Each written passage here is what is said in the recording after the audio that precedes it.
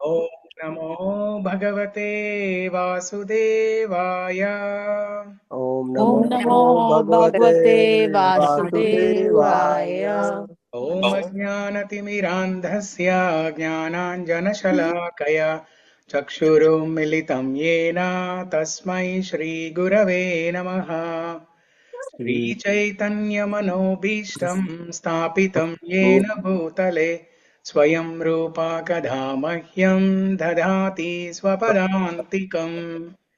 One Vandeham Shri Guru Shri Yutapadakamalaam Shri Gurun Vaishnavamscha Shri Sri Rupam Sagrajatam Sahagana Raghunatanvitam Tam Sajivam Sadvaitam Savadutam Parijanasahitam Krishna Chaitanya Devam Sri Radha Krishna Padam Sahagana Lalita Sri Vishakhanvitamscha He Krishna Karuna Sindhu Dina Bandho Jagatpate Gopesha Gopika Gopika Radha Kanta Namaste Namostate Tapta Kanchana Kanchan Gauri Gaurangi Radhe Vrindavaneshwari Vrishabhanusute Devi Pranamami Hari Priye Vanchakalpatarubhyascha Kripa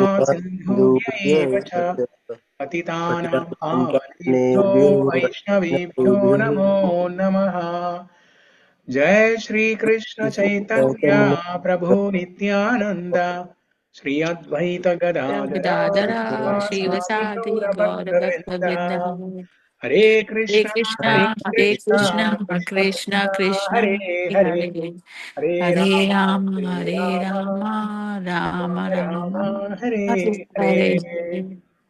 Grantara Srimad Bhagavad Gita ki Jai. Jai, Srila Prabhupada ki Jai. Jai. Okay.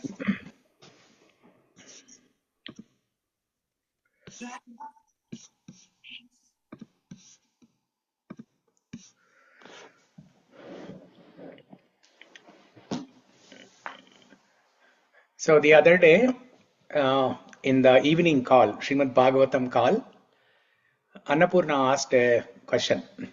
She asked, every time we say Srimad Bhagavad Gita, Srimad Bhagavatam, right? So what's the meaning of this word, Srimad? So, Shri means Lakshmi చెప్పారు కదా Prabhuji. Shri means Lakshmi, but Lakshmi represents wealth. So Shri means wealth. There are different meanings of the word Shri. One meaning is wealth, another meaning is abundance, in full. You know, when something is full, like you have a glass full of water, that fullness is called Shri. So Shri can also mean beauty, Shri can also mean rich, Shri can also mean, the wealth and rich, Shri can also mean fullness. And then the next word, Mat, Shri Mat. Mat means Mati, intelligence. Intelligence. So this Bhagavad Gita means the song of God. Bhagavan, Sri Krishna, and Gita is the song. Song of God. This song of God, Bhagavad Gita, is full of knowledge. It's full of knowledge. Mati means knowledge, intellect, knowledge. And the first word Shri means fullness or potent, wealth. This is a reservoir, a repository, or a nidhi. Bhagavad Gita is a nidhi of knowledge, transcendental knowledge. That's the meaning of Srimat. So is that clear to everybody? Let me ask each and every individual. Deepa, is that clear?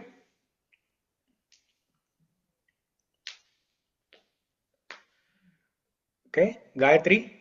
Yes, Prabhu. Okay. Abhishek, Prabhu? Yes, Prabhu, it's clear. Okay. Annapurna, is that clear? Yeah, Prabhuji. Yeah. Sri Lakshmi.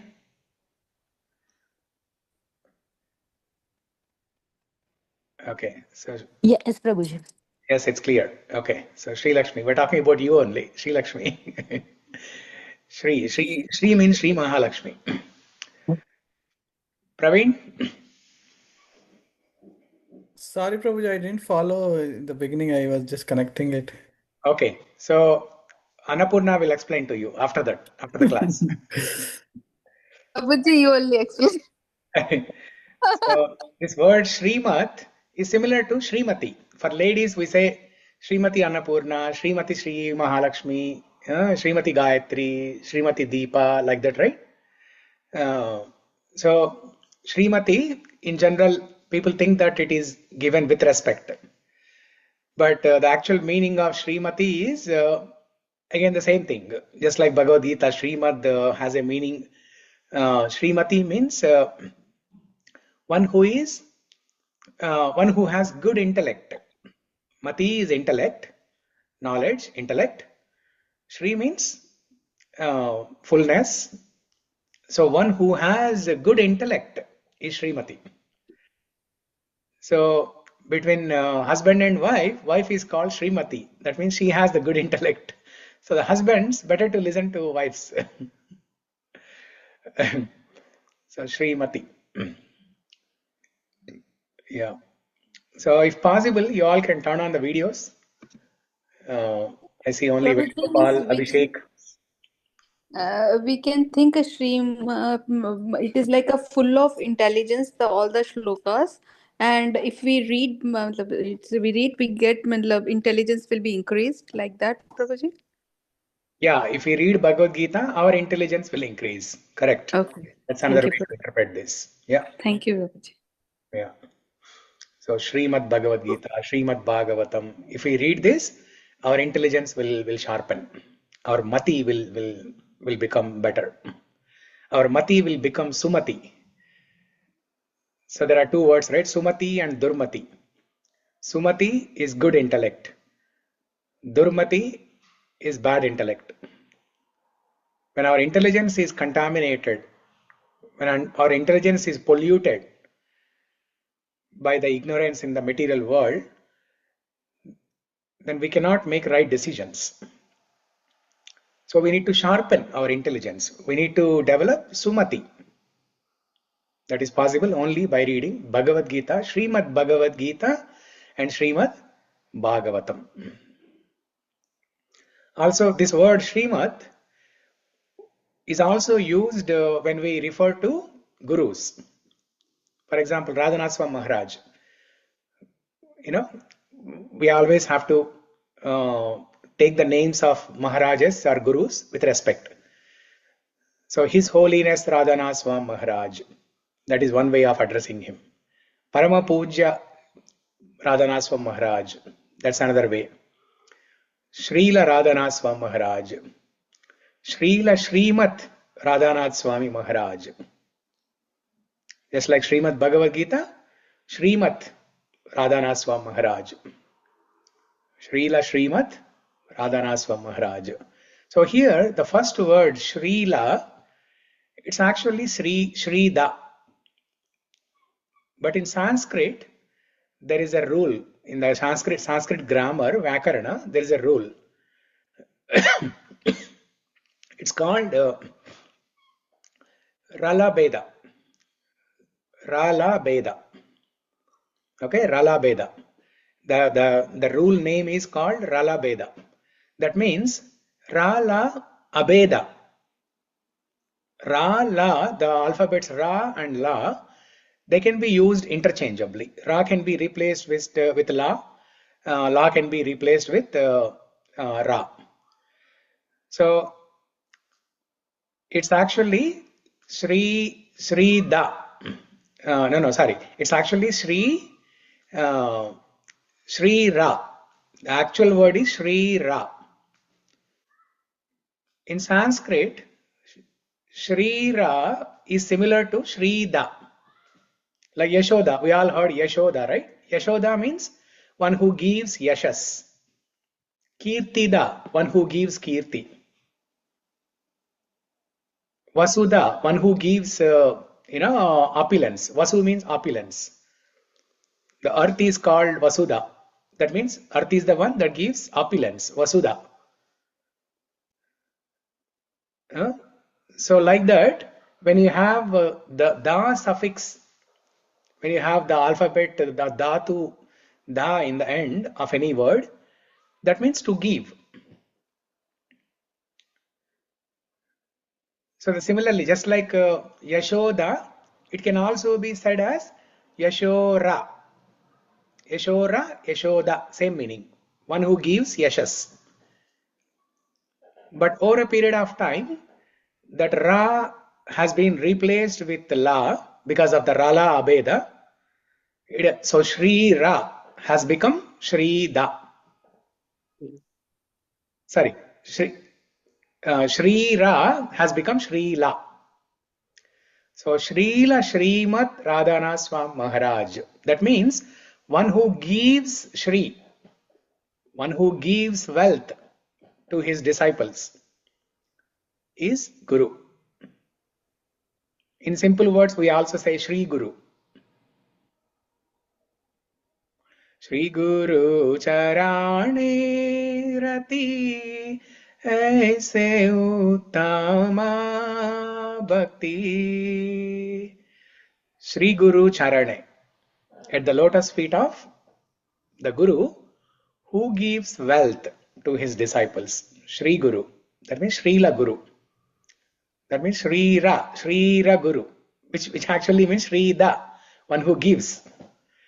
So if it is too much confusing, just ignore it. So, Prabhu, this is quite enlightening because I remember my daughter when she was small, she used to replace often the ra with la. She used to sound like Ram Leela, she'll say Lam Leela or something like that. And I used to force her to correct. Now only Yeah. I know it is irreplaceable by nature, right? Like Yeah. all kids do that, right? They replace all the ra's with la sometimes. Like Yes, children. Some children they cannot pronounce Ra, they say La. yeah. Some children cannot pronounce La, they say Ra. So it is bona fide. It's there in Sanskrit. Ra can be replaced with La. La can be replaced with Ra. We took as a defect and we just forced her to correct, which is okay. Yeah, and over a period of time, in 1 or 2 years or few years, they'll correct by themselves. Okay, so that's the meaning. Whenever you hear Srila Gurudev, Srila Radhanaswam Maharaj, or Srila Prabhupada, right? Srila Prabhupada, we hear this all the time, right? Srila Prabhupada. So what does the word Srila Prabhupada means? That means Prabhupada is that Guru, Jagat Guru, who gives Shri to the entire world, who gives wealth of transcendental knowledge to the entire world. That's why Srila Prabhupada. So, okay, yeah, thank you Annapurna for asking that question the other day. Thank you, Prabhuji, for answer also. Thanks. Yeah, the other day, I think we were running short of time. I could not discuss much. So we were planning to complete Rukmini prayers. That was a concluding session that day. We could not discuss much on this topic. So I thought I'll discuss today. Okay. Thank you, Prabhuji. Okay. So now let's recite the shlokas. Srimad Bhagavad Gita, chapter 4, Transcendental Knowledge, Jnana Karma Sannyasa Yoga. Recite with me.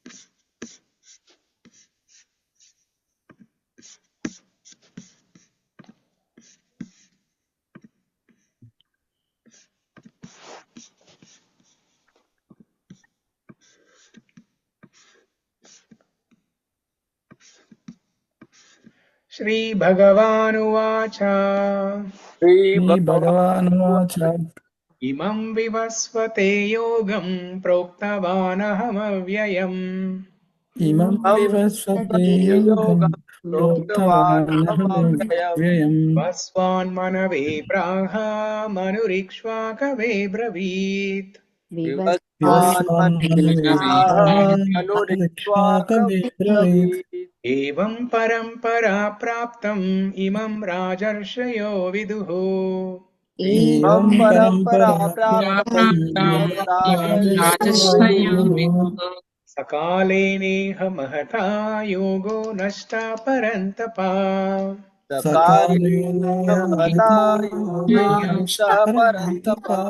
एवायं मया तेद्य योगः प्रोक्ता पुरातनः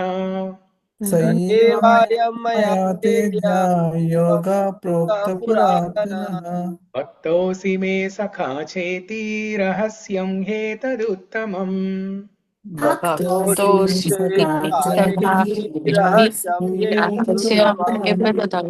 अर्जुन उवाच अपरं भवतो जन्म परं जन्म विवस्वतः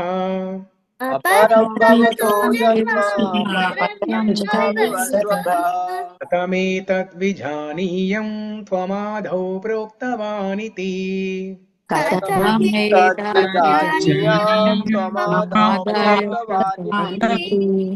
श्रीभगवानुवाच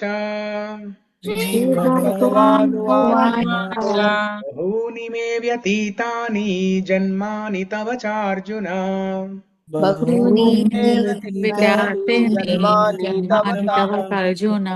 तान्यहं वेद सर्वाणि न त्वं वेत्त परन्तप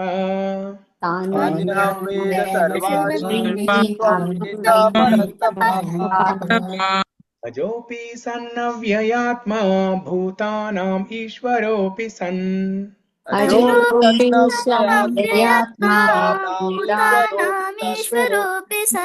प्रकृतिं स्वामधिष्ठाय सम्भवाम्यात्ममायया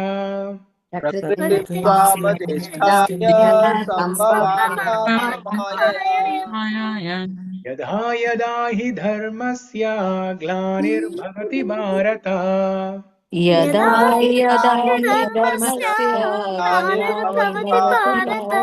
अभ्युत्थानमधर्मस्य तदात्मानं सृजाम्यहम्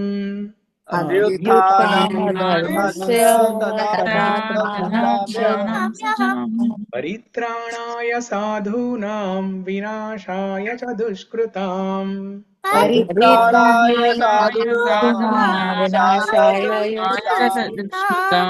धर्म संस्थापनार्थाय संभवामि युगे युगे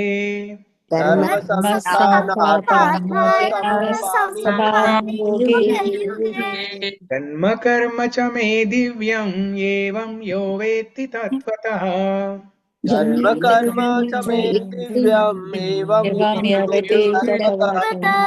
त्यक्त्वा देहं पुनर्जन्म नैति मामेति सोऽर्जुन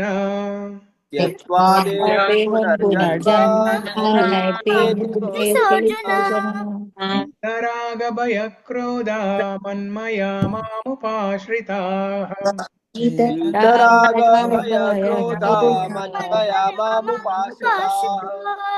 बहवो ज्ञानतपसा पूता मद्भावमागताः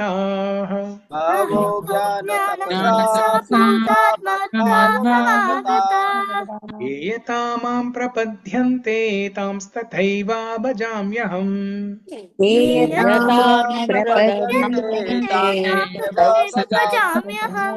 मम वर्तमानुवर्तन्ते मनुष्या पार्थ सर्वशः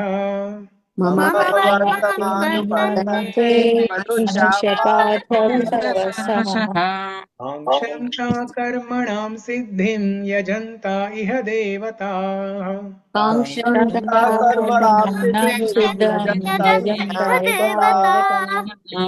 हि मानुषे लोके सिद्धिर्भवति कर्मजा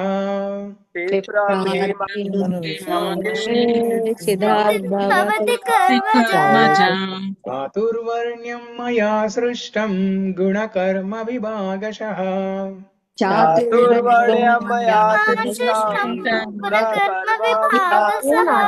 तस्य कर्तारमपि मां विद्य कर्तारमव्ययम् तस्य कर्तारमपि मां विद्य कर्तारमव्ययम् न मां कर्माणि लिम्पन्ति न मे कर्मफले स्पृहा न मां कर्माणि कर्माणि लिम्पन्ति न मे न मे कर्मफले स्पृहा कर्मफलस्पृहा मां यो विजानाति कर्मभिर्न स बध्यते इति मां यो नाति विजानाति कर्मभिर्न स बध्यते एवं ज्ञात्वा कृतं कर्म पूर्वैरपि मुमुक्षुभिः एवं ज्ञात्वा कृतं कर्म पूर्वैरपि पूर्वैरपि मुमुक्षुभिः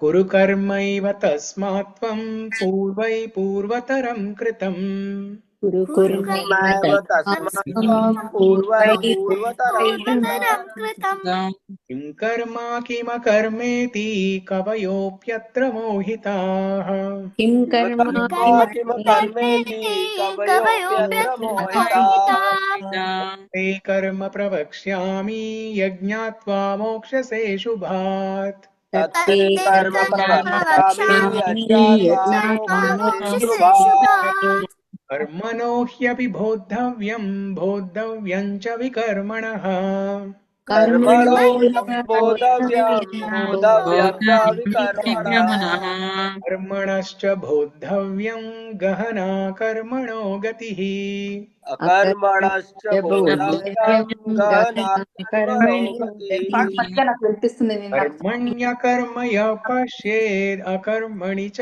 कर्म यः कर्मण्यकर्म यः पश्येत् अकर्मणि च कर्म यः स बुद्धिमान् मनुष्येषु स युक्तः कृत्स्नकर्मकृत् स बुद्धिमान् मनुष्येषु स युक्तः कृष्णकर्मकृत् यस्य सर्वे समारम्भा कामसङ्कल्पवर्जिताः यस्य सर्वे समारम्भाः कामसङ्कल्पवर्जिताः ज्ञानाग्निदग्धकर्माणां तमाहु पण्डितं बुधाः ज्ञानाग्निदग्धकर्माणां तमाहु पण्डितं बुधाः त्यक्त्वा कर्मफलासङ्गं नित्यतृप्तो निराश्रयः त्यक्त्वा कर्मफलासङ्गं नित्यतृप्तो निराश्रयः कर्मण्यभिप्रवृत्तोऽपि नैव किञ्चित् करोति सः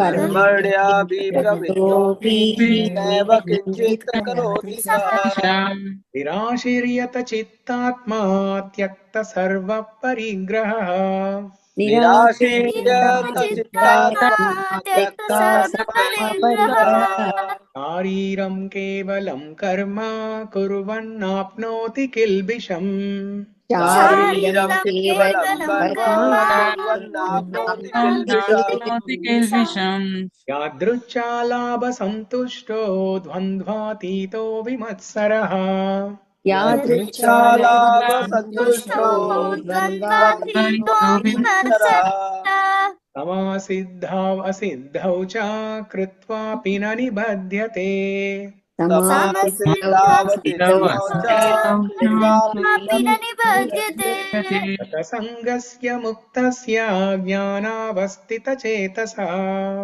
गतसङ्गस्य मुक्तस्य ज्ञानावस्थितचेतसः यज्ञायाचरत कर्म समग्रं प्रविलीयते यज्ञायाचरत कर्म समग्रं प्रविलीयते ब्रह्मार्पणं ब्रह्महविर्ब्रह्माग्नौ ब्रह्मणो हुतम् ब्रह्मार्पणं ब्रह्मणाहुतं ब्रह्मैव तेन गन्तव्यं ब्रह्म कर्म समाधिना ब्रह्मैव तेन गन्तव्यं ब्रह्म कर्म समाधिना दैवमेवापरे यज्ञं योगिना पर्युपासते दैवमेवापरे यज्ञं योगिनः पर्युपासते ब्रह्माग्नौ अपरे यज्ञं यज्ञेनैवोपजुह्वति ब्रह्माज्ञावपरे यज्ञं यज्ञेनैवोपजुह्वति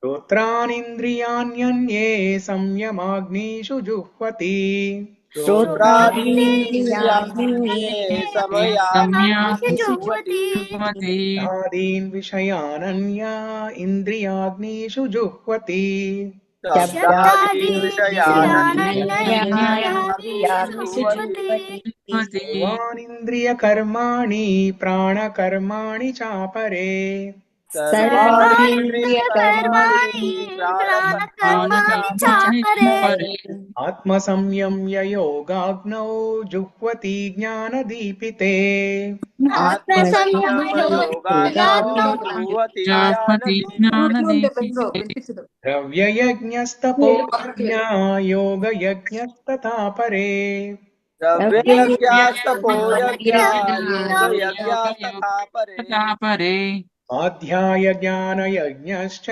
यतय संशितव्रताः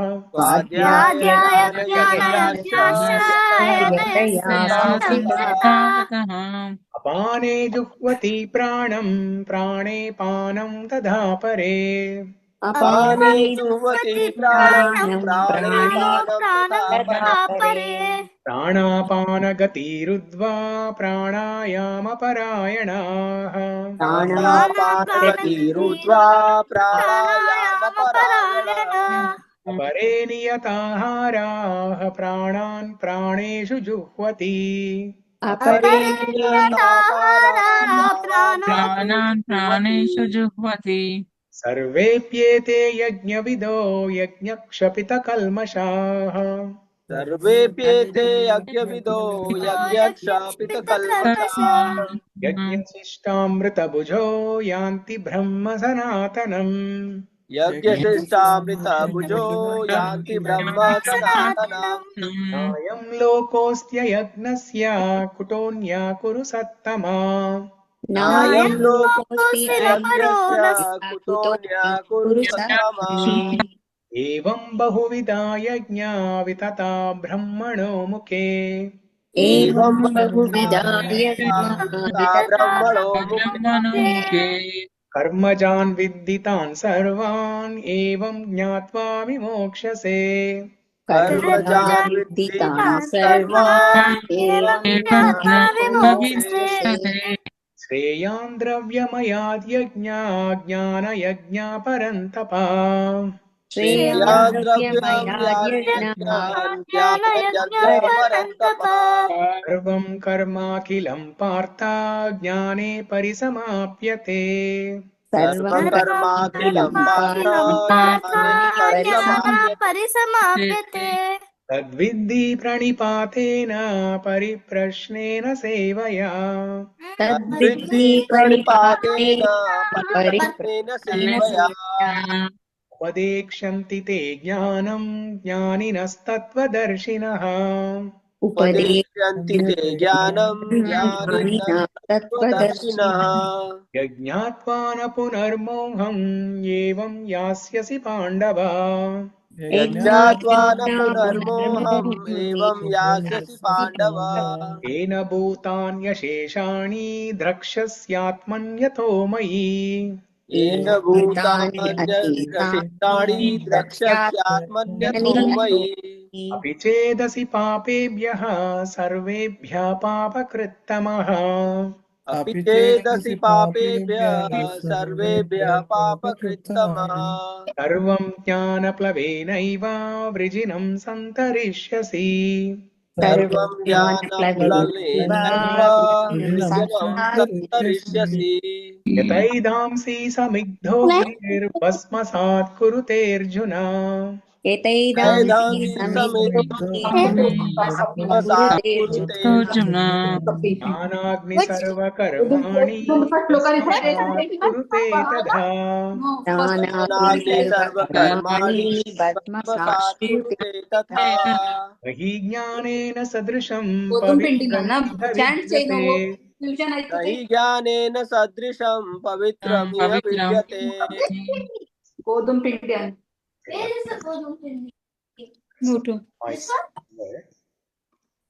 सॉरी प्रभु जी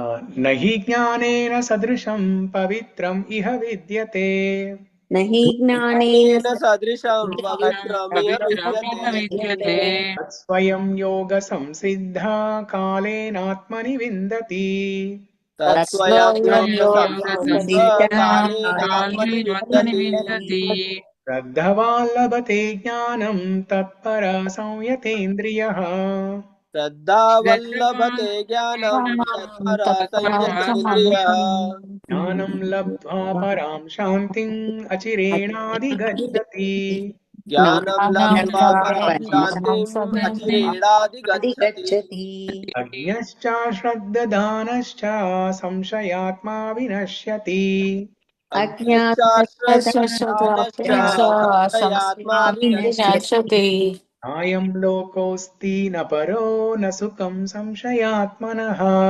नायं लोकोऽस्ति न परो न सुखं संशयात्मनः योगसन्न्यस्तकर्माणं ज्ञानसञ्चिन्न संशयम् योगसन्न्यस्तकर्माणं ज्ञानसञ्चिन्न संशयम् आत्मवन्तं न कर्माणि निबध्नन्ति धनञ्जय आत्मवन्तन्न कर्माणि निबध्नन्ति धनञ्जय तस्मादज्ञानसम्भूतं हृत्स्थं ज्ञानाशिनात्मनः तस्मादज्ञानसम्भूतं हस्तं ज्ञानाशिनात्मनः वैनं संशयं योगम् आत्तिष्ठोत्तिष्ठ भारत चित्वैनं संशयं योगम् आतिष्ठोत्तिष्ठ भारत ॐ तत्सदिति श्रीमद्भगवद्गीतासु उपनिषत्सु ब्रह्मविद्यायां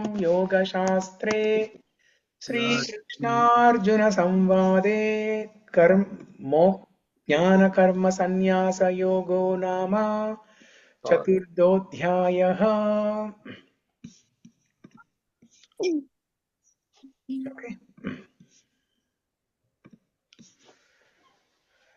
So today we'll discuss 4.12. Last week we discussed 4.11. ये यथा मां प्रपद्यन्ते तांस्तथैव भजाम्यहं मम वर्तमानुवर्तन्ते मनुष्या पार्थ सर्वशः. I reciprocate to my devotees in accordance with how they worship me. If we worship a little, Krishna will reciprocate a little. If we worship with seriousity, with sincerity and seriously, like a full-time sadhaka, then Krishna will reciprocate more. So, even though Krishna says he can, he reciprocates to his devotees, but there is one incident where Krishna said, I cannot reciprocate to my devotees.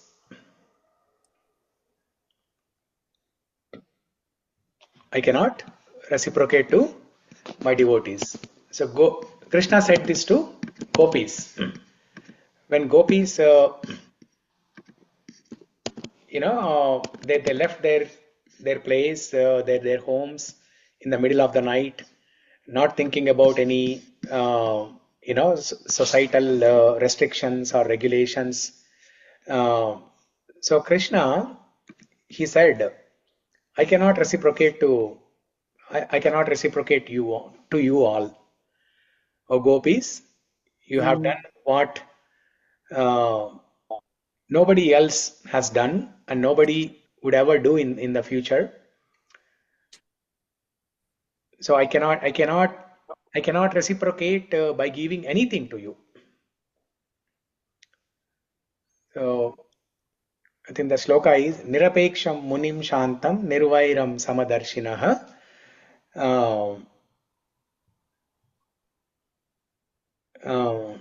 Let me look up this verse.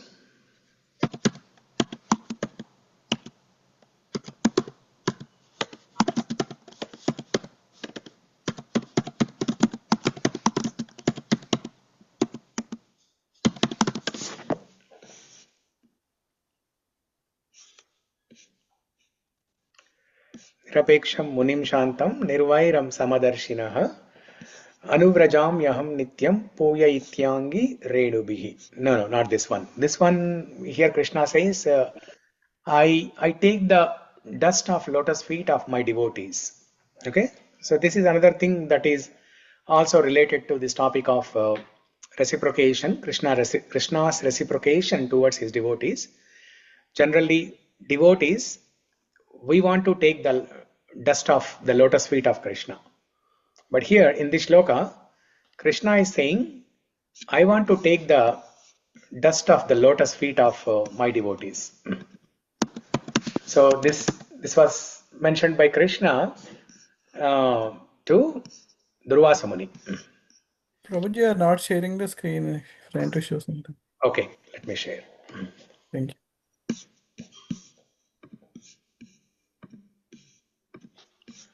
So this is the shloka from Srimad Bhagavatam, Canto 11, chapter 14, okay, 16, shloka number 16. Nirapeksham munim shantam nirvairam samadarshanam anuvrajam yaham nityam puya ityangri renubihi.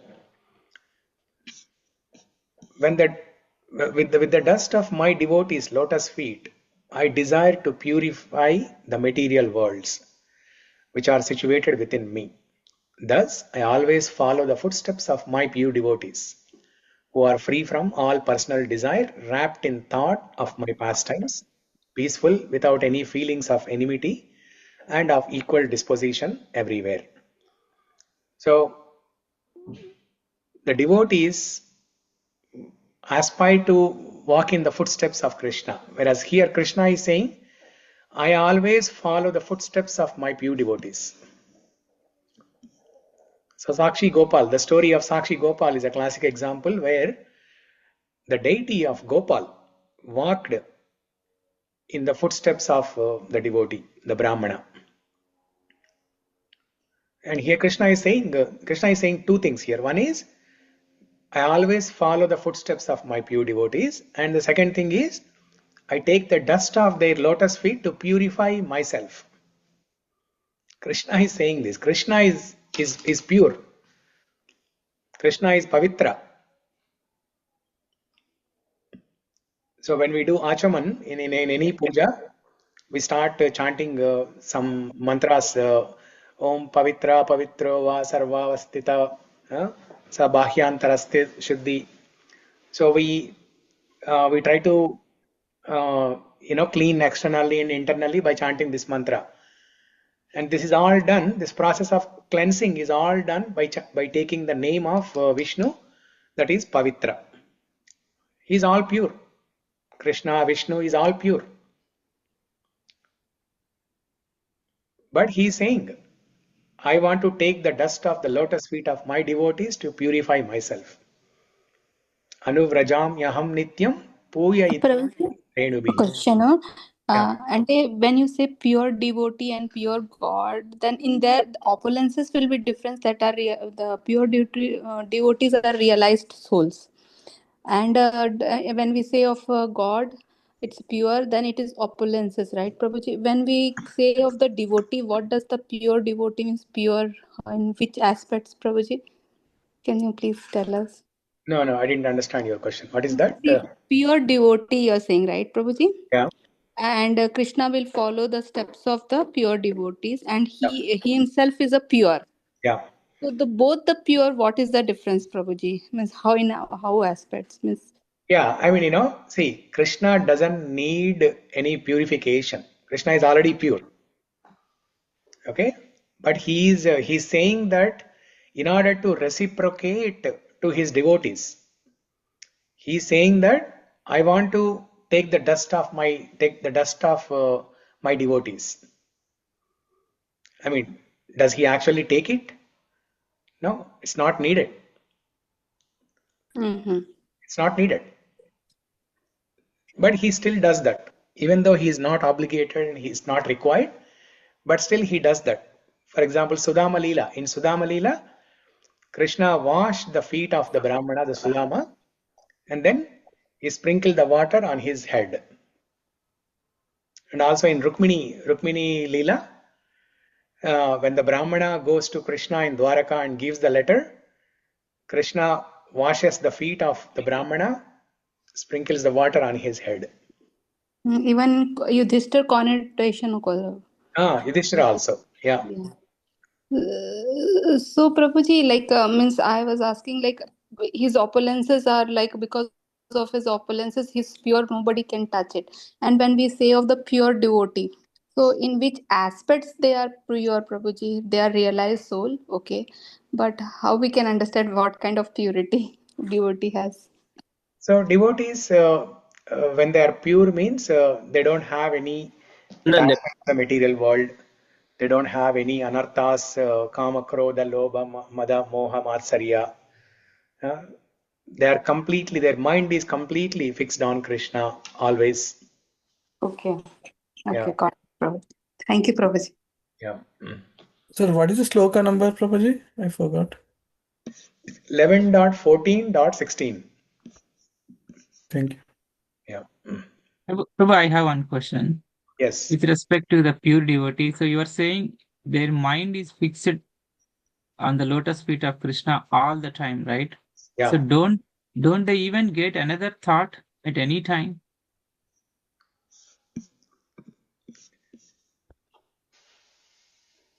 So they do get, okay? They do get when they are in the material world, they do get, okay? For example, there's a Sri Vaishnava Acharya called Yamunacharya.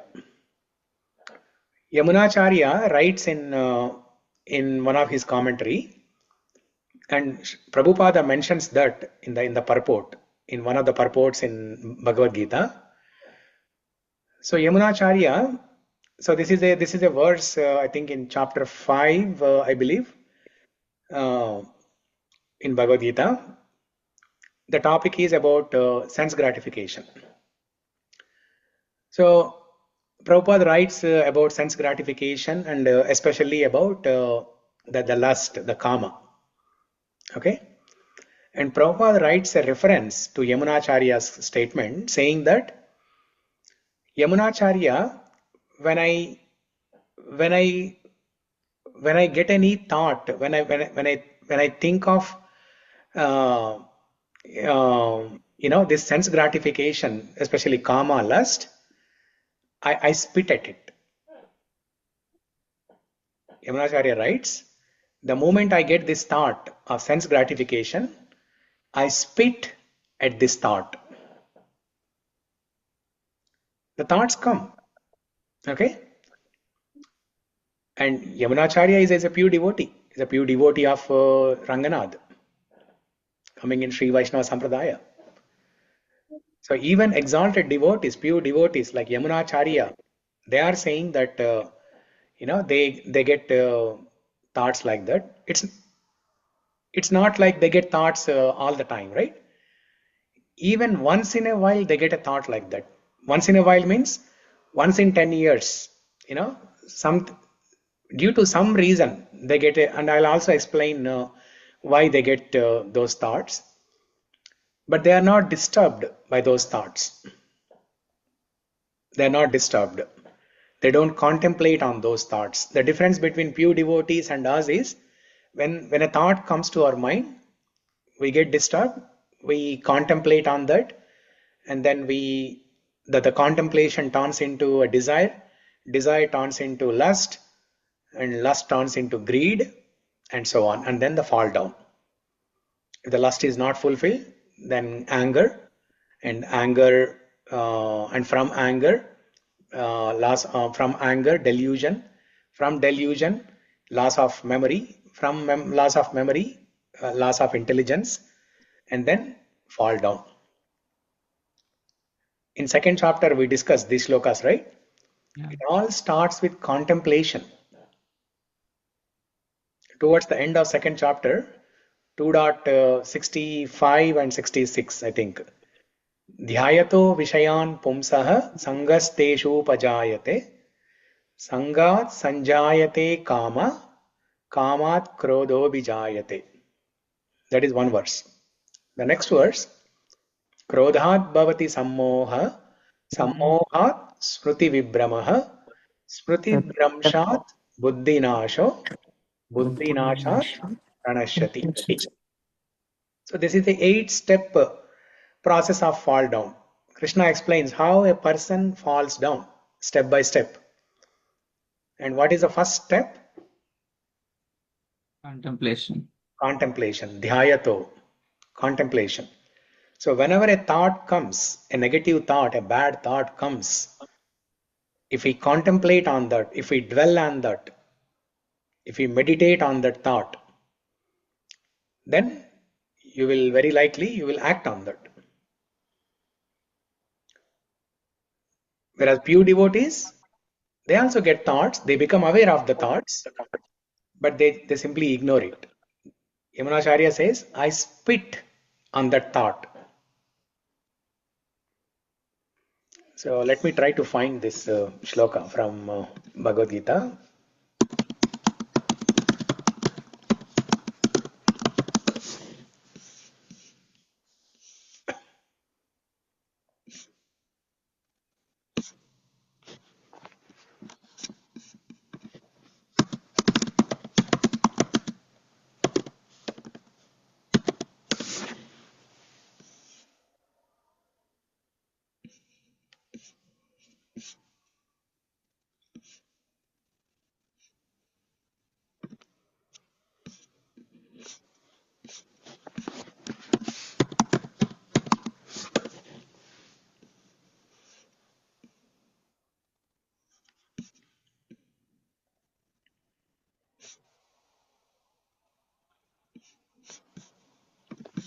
Yeah.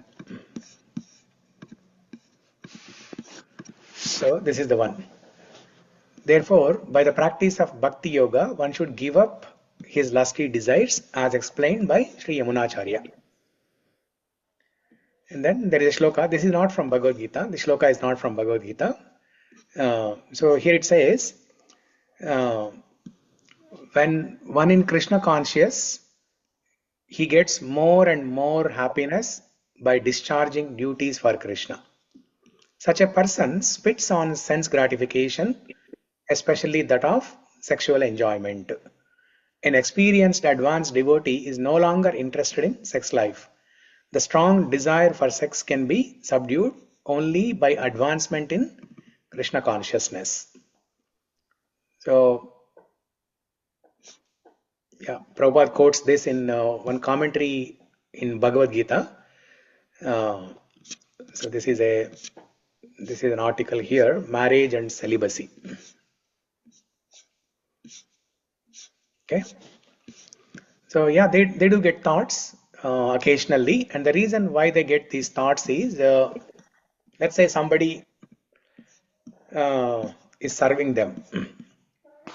By the way, did I share the verse?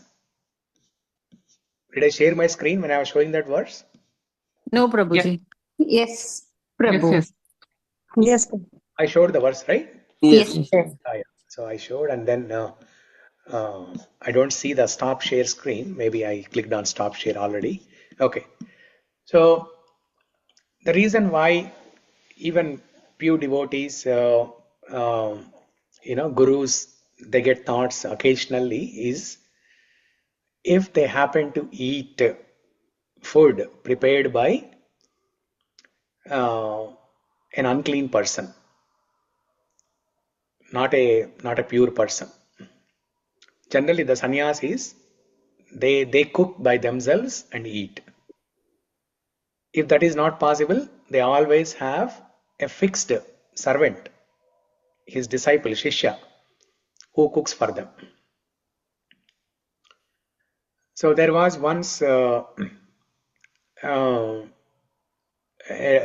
real incident. It happened a few years ago. I think one of the gurus, he trying to recollect the story, the incident.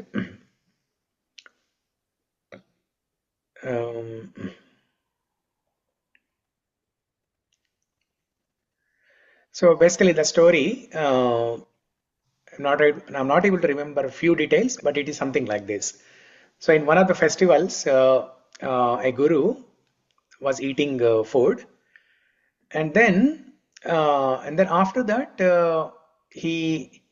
I think he was taking rest, and in that while he was resting, he was taking a nap in the afternoon. When he was resting, he gets some bad thoughts, and then he suddenly wakes up. Then he asks the disciples, so today I ate in this festival.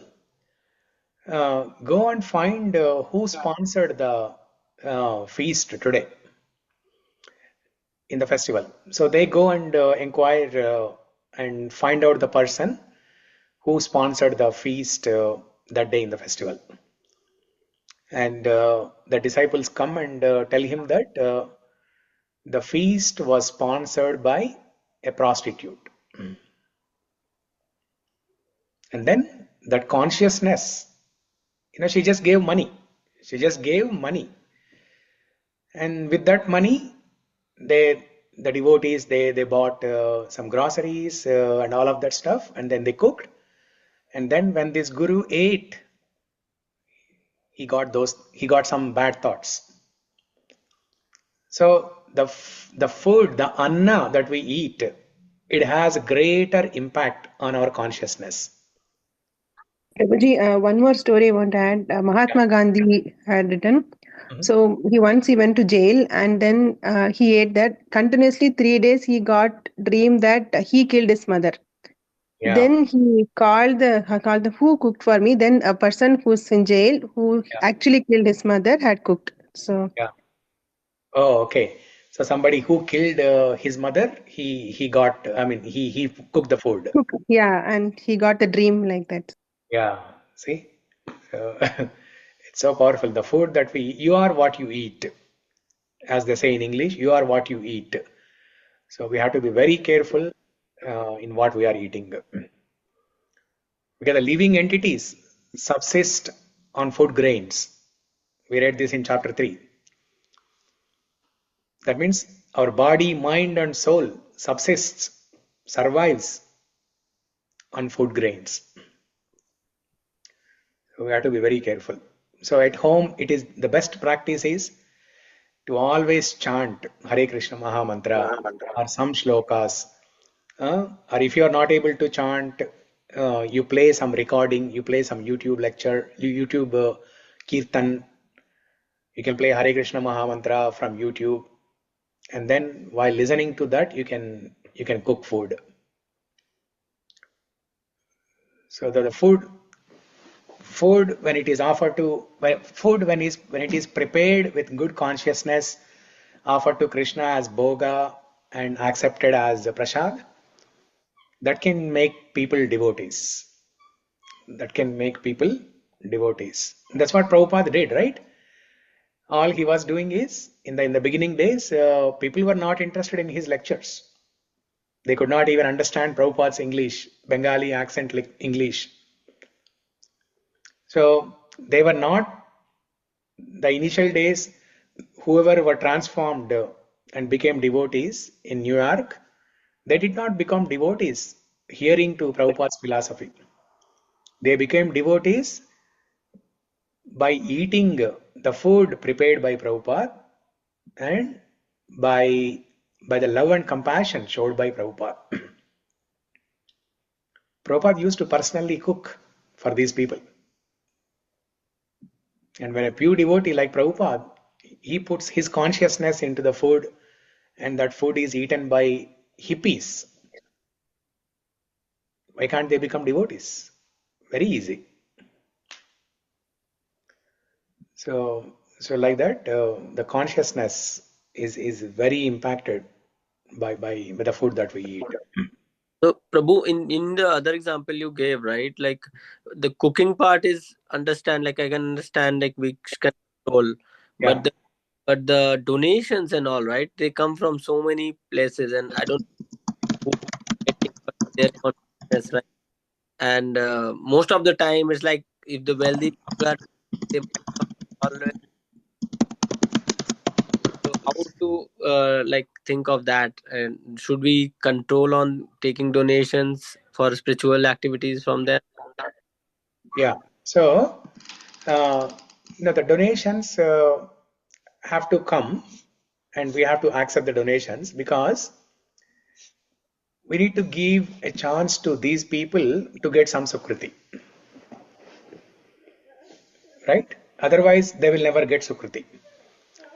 The rich people, and then the materialistic people, even though they are not devotees, even though they don't come to the temple regularly, they don't chant, they don't practice bhakti, but visitors, once in a while, occasionally they come, and they, if there is an occasion in their family, marriage anniversary, birthday, or something, there is some death in the family, they want to donate to the temple. So we need to accept that. The temple has to accept the donation to give sukriti to those people, and also to run the temple, right? And the food prepared using that money, it's fed to everybody. It's fed to the sadhakas who are practicing bhakti, who are chanting, who are reading Bhagavad Gita and Shastras, who are coming to the temple regularly, who have taken initiations and all, and also to the people who are just visitors. So the technique that I heard for sadhakas who are practicing, who are chanting and trying to become sincere in this path, the technique that I heard is reduce the quantity of eating prasadam in the temples.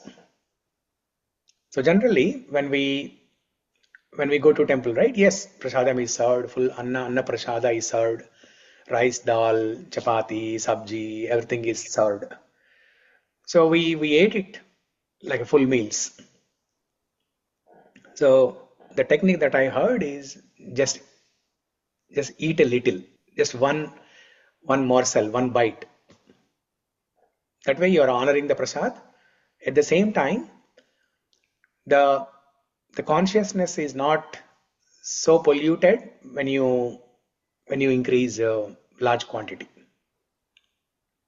So this is a very subtle topic here. Okay, very sensitive topic. Generally, we hear that eating prasadam in the temple is bona fide. It is good.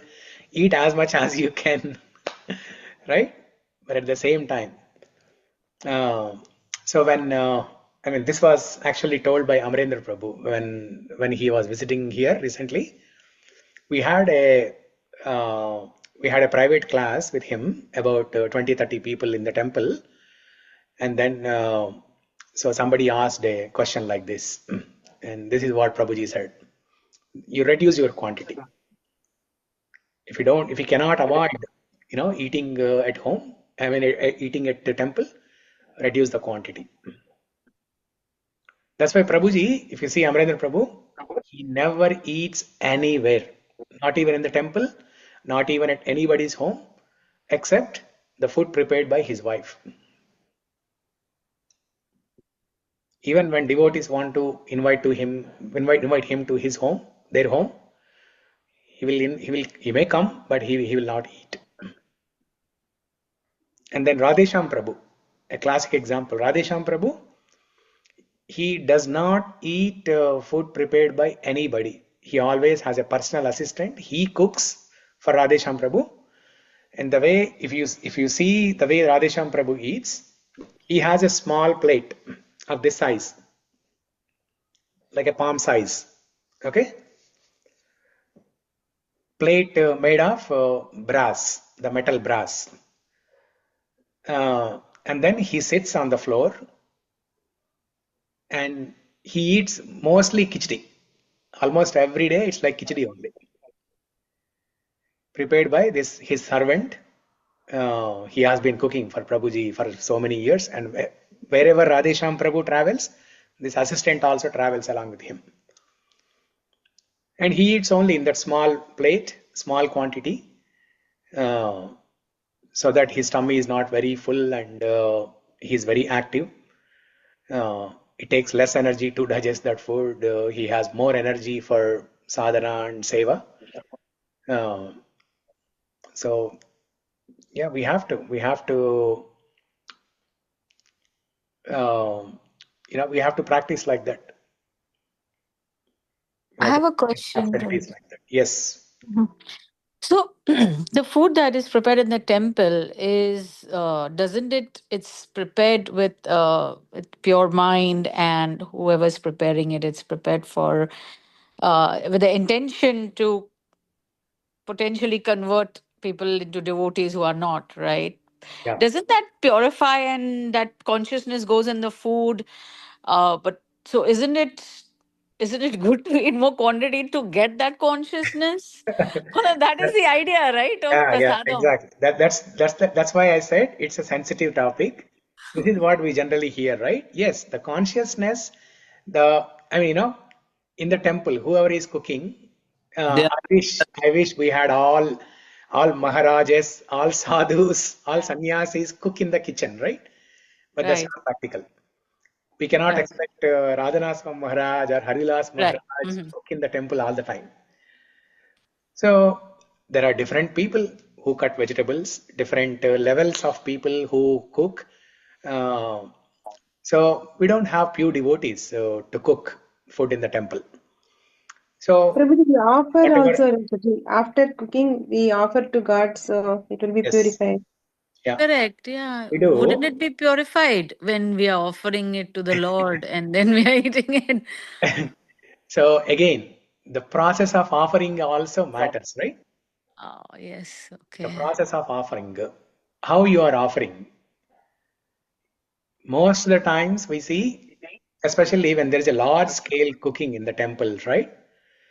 So they spend a lot of time in cooking, in cutting vegetables, and cooking in large dishes, and very little focus in the process of offering. Yes. Yeah. Yeah, It's more like getting it done, and getting it there's done. Yes. stress that we need to finish it by so and so Yeah. time. And there Yeah. are different people cutting and cooking as well because it's large quantity. Yeah. And then there's nobody to blame here because the temple True. has to run. They need to serve food to the devotees who are coming to the temple. Time is also important. Getting everything ready on time is also important. So there are so many logistics that are involved. Uh, that's why if you have to eat in the temple, just eat 1 or 2 bites so that you are honoring prasadam, and then um It doesn't get into your consciousness based yeah, on who's prepared it. I yeah, the think. effect is reduced basically. The Ah, effect right. is reduced. Wow. Yeah, the effect is We reduced. don't even think to that level. I Yeah, mean, we want to get prasadam. We want to eat prasadam because we feel we are fortunate, like we are getting prasadam, right? We'd rather eat that yeah. than, oh my God. other What So a thing. different perspective. Yeah, what I feel like, yeah, I think it depends. Like if our consciousness is above the average, right, then it's better not to go and consume a lot. But yeah, for initials, like whoever is entering, I think it may still be beneficial because a lot of like Correct. yeah, Correct. Instead of eating outside, imagine if temple is like yeah, that. Imagine buying food outside or eating in somebody Yeah. else's place. yeah, so it all depends. Yeah. Rather eat the temple. definitely eating between eating outside and versus eating in the temple, definitely eating in the temple is far better. And see, when somebody is coming new to the temple, right? For initial few years, they Good will one. eat in the temple. Okay.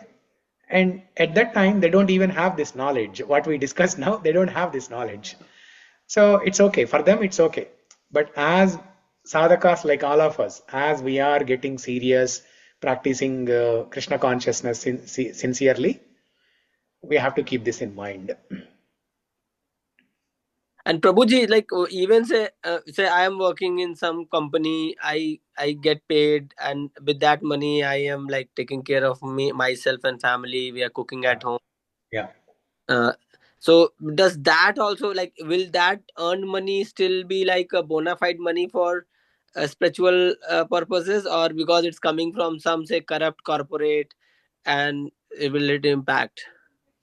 There is some effect. There is some effect, but your hard work, see how you, even though the source is contaminated, The CEO is contaminated, or the company overall is contaminated. The activities they are doing are contaminated, but you are the one who is doing the actual hard work. So if you are keeping Krishna in your mind while you are working, if you are working with that consciousness, just like when you are cooking, if you are remembering Krishna, that consciousness is transferred to the food. Similarly, when you are working, if you are remembering Krishna, that consciousness is transferred to your work. So your work becomes a worship. And with that mood, if you are earning money, and with that money you are buying groceries and cooking, then it's a proper that's the best thing that you can do. There is still some little effect that is coming because of the company is doing some contaminated activities. There is still some effect that is there, but if you increase your sincerity of remembrance of Krishna while you are working, then that can eclipse the smaller effect coming from the company side. Yesterday, Prabhuji, the same feeling. I don't know. The Krishna would have been given the feeling. Yesterday I was cutting the rose flowers to give offer to temple to Venkateshwar Swami. So Yeah. I don't know the bhava. I was a little bit at the Bhagwan. This rose is for yours only. I'm only carrying to you as a servant. I felt. I don't know that feeling Krishna would have only given to me. I'm just, it is like otherwise it would be, it's our home, it's our rose we are offering, it doesn't feel. First time I have realized in that way. I don't know, thanks to Krishna and to everybody. Yeah. And glories to spiritual master and Prabhupada Prabhuji. Just sharing one good thought. Thank you. So we should not look for easy money then, Prabhu, right? Like we should work hard to earn that money at least. That's the best thing. That's only on our control. What is that? Like we should not look for easy ways to make money, but hard to earn the money, right? Yes. But Prabhuji, when we go to work, we work hard. Maybe at some point we are not thinking of Krishna, we're thinking of work. But the salary that we are getting, this if we put part of that salary as donation, doesn't the whole salary gets purified? This is what I got to know in one of the lectures. So it doesn't matter the source, because the company could be doing something which is not I would say not fit into the regulated principles or Krishna consciousness. Maybe they are into slaughter or something, like not an activity that's approved. Doesn't our salary then get purified and it's suggested to donate some amount so that your entire money that is coming to your home is purified? Doesn't it work that way? No. So Krishna tells in 17th chapter of Bhagavad Gita, where he says that everything that we do in the material world, in the mode of passion, ignorance, and even the activities that we perform in the mode of goodness, they are also contaminated. Everything is contaminated. That's why whatever you do, you offer to Krishna by saying Om Tat Sat. There's a shloka in 17th chapter. It starts with Om Tat Sat. And Krishna explains that everything that you do in the material world, even in the mode of goodness, is contaminated. And the only way to purify it is by offering it to Krishna. Om Tat Sat. So if let's say you earn $10,000 per month, and you only donate 25% of it. So yes, you get Sukruti for that 25%, and then the other 75% you are using it for yourself or your family. So it all depends on the consciousness. If you are thinking that I have to earn money to maintain my family, that's why I need money. to maintain my family so that they can practice Krishna consciousness.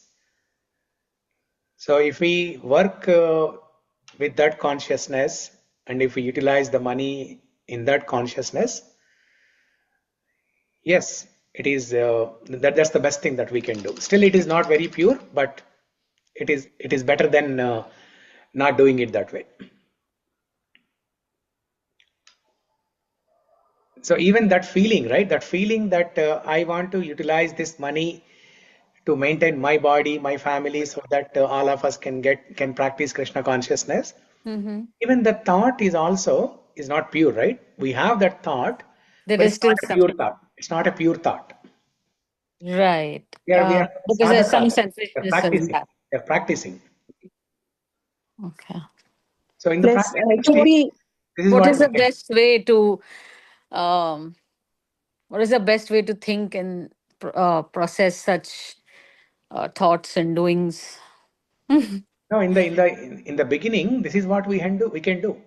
We can't do anything else, right? You make it. I mean, you fake it until you make it. Yeah.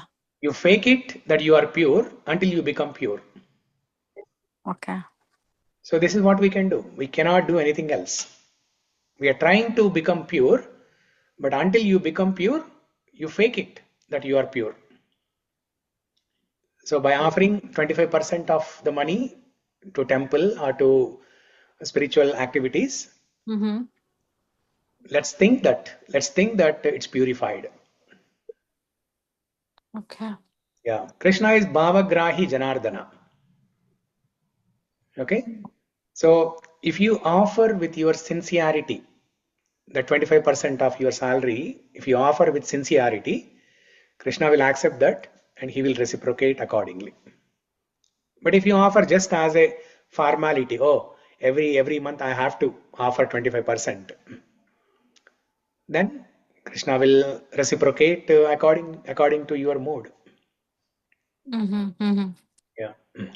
What is the mantra you just mentioned? The 3-word, 4-word mantra that you just mentioned? That was from chapter 17? Om Tat Sat.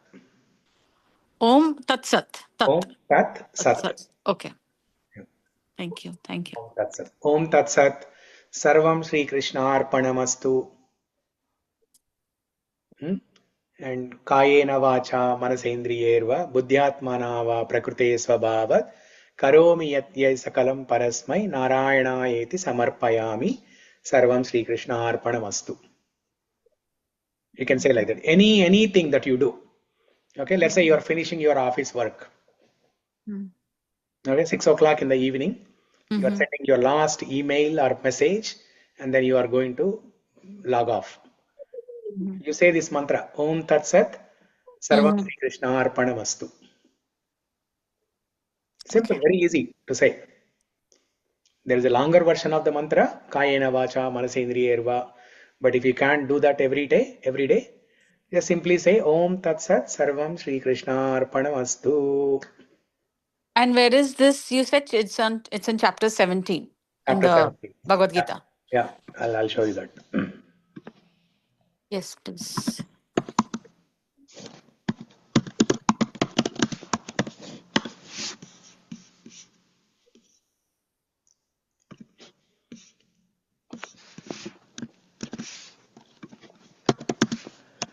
Seventeen 23.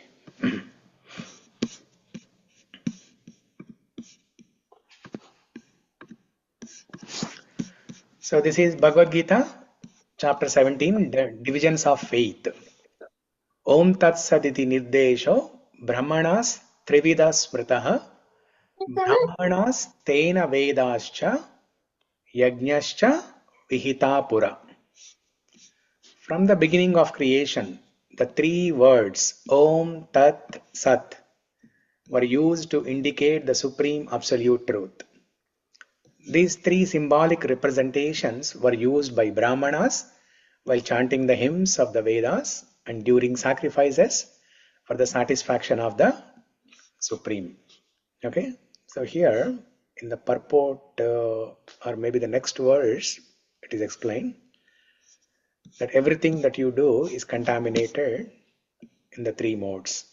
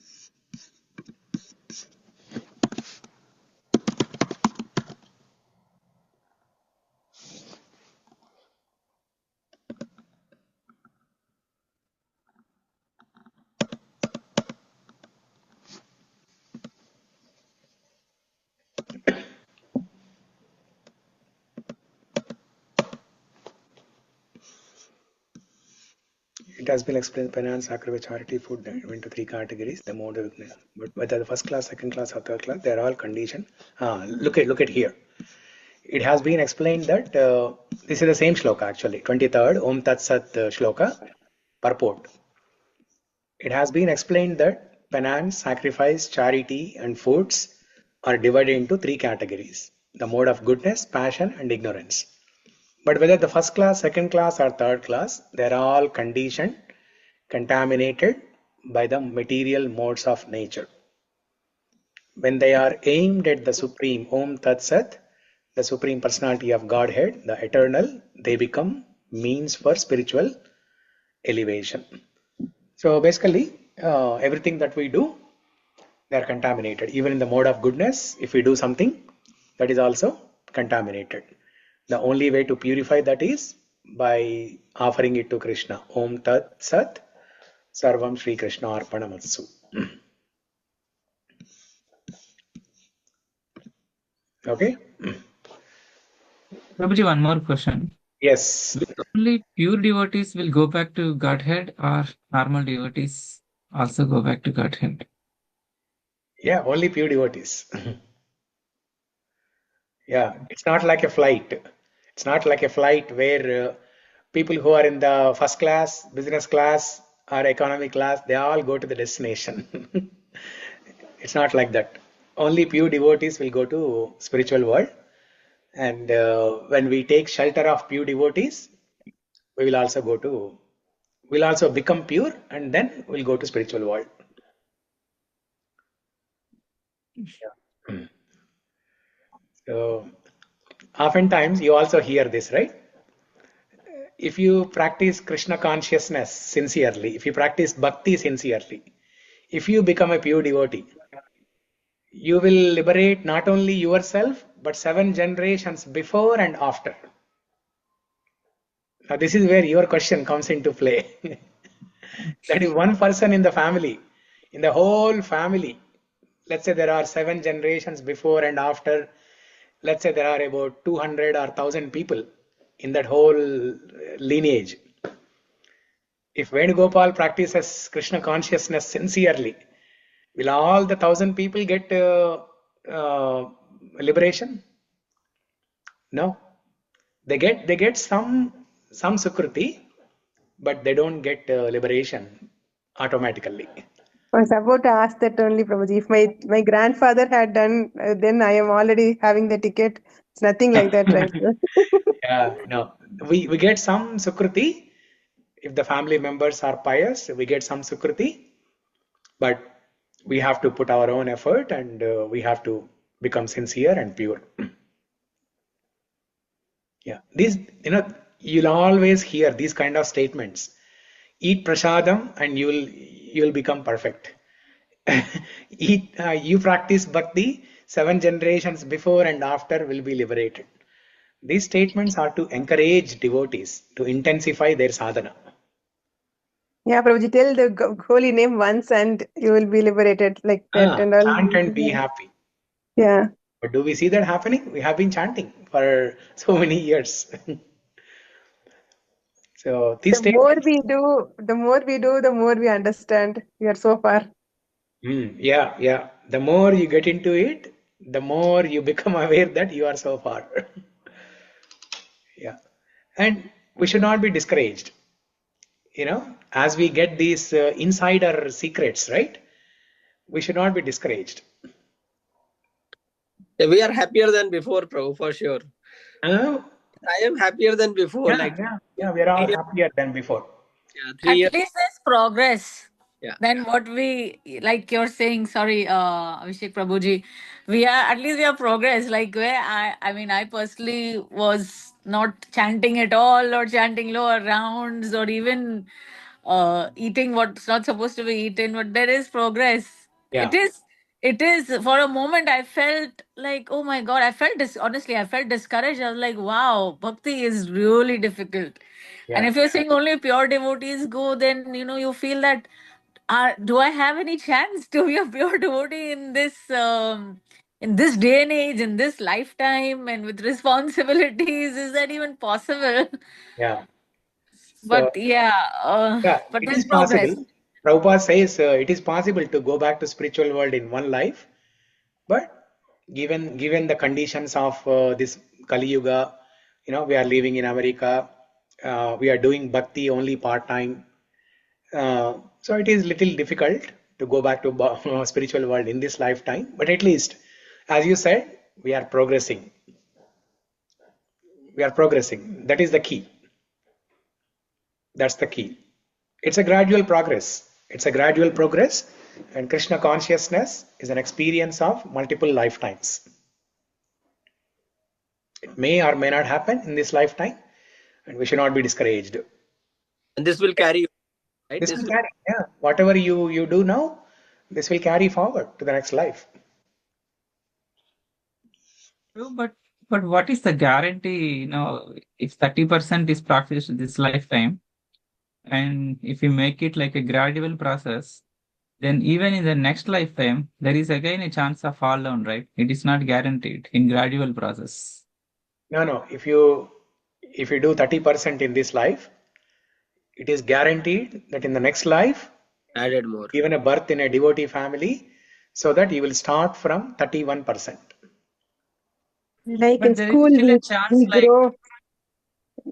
Sorry, in school, we believe that from first grade we go to second grade, so we have to leave it to Krishna, Yeah. and he will take care. Yeah, it is guaranteed. You will be given a birth in devotee family. You will start from where you left off. but still there is a lot of chance to fall down, No, right? you will be given a birth in devotee family, and after that, what you do, it's up to you. Up to you. You may fall down, or you may progress further. We'll have more conducive circumstances for sure. Yes. Yeah, you will have more conducive environment to practice bhakti sincerely. But even in that situation, if somebody gets attracted to material world, they can fall down. Okay. We see You right, in mentioned India, free will. You say about free will, right, Prabhuji? free will. Like, Yeah. mm, Yeah, it all depends on how you use your free will. And we can see the classic example of the caste Brahmins in India. Brahmins, by birth they are Brahmins based on the caste, but the activities that they do, they're totally different. Many Brahmins, they eat meat. Many Brahmins, they drink alcohol. Many Brahmins, they do all kinds of things. So once one of the ISKCON devotees, he was talking to some South Indian Brahmana, and this ISKCON devotee saw that Brahmana who was wearing the Geneva, the thread, the Brahmanical thread. So this ISKCON devotee knows that he is a Brahmana with Brahmana thread and all.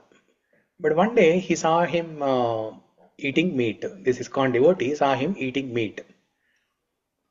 Then this devotee asked that Brahmana, Hey, I thought you were a Brahmana with Brahmanical thread and you are eating meat.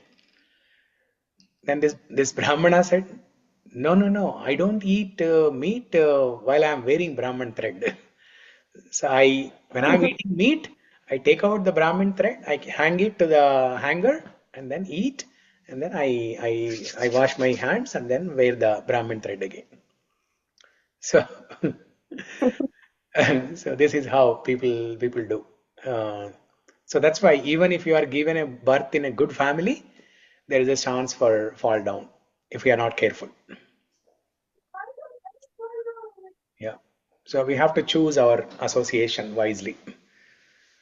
So there is sadhu sangha, sadachar, sadhana, shastra, and sankirtana. 5 things. So for the successful journey on this bhakti, to make good progress on this path of bhakti, there are 5 S techniques. First one is sadhu sangha. Next one is sadachara. Third one is shastra. Fourth one is sankirtana, nama sankirtana. Fifth one is, what's the fifth one I said? Sadhu sangha, sadachara, shastra, sankirtana. Then what's the fifth one? I forgot. I just said. Sadhana. Sadhana, very good. Yeah, sadhana. Sadhana, one's own personal sadhana. Yeah, going to the temple, serving in the temple, visiting holy places. These are the 5 different S's. Okay, so it's 12:39. We need to start our actual topic. Okay, so let's come to our actual topic.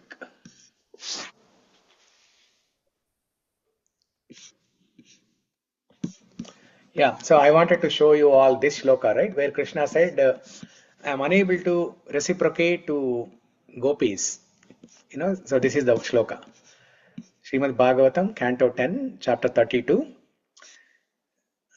Naparayeham niravadya samyujam swaswadukrityam vibudhayupasvaha yama bhagan durjanageha shrinkala samvrishchatadva pratiyat sadhunam. I am not able to, this is said by Sri Krishna, I am not able to repay my debt for your spotless service. Even within a lifetime of Brahma, your connection with me is beyond reproach. You have worshipped me, cutting off all domestic ties, which are difficult to break. Therefore, please let your own glorious deeds be your compensation. So Krishna is telling this to gopis on the topic of reciprocation. Okay. Generally, Krishna reciprocates in accordance with what the devotees are performing. But looking at the highest standard of bhakti of gopis, Krishna said, I am unable to repay my debt. I am unable to repay my debt. Okay, so the next one, 4.12.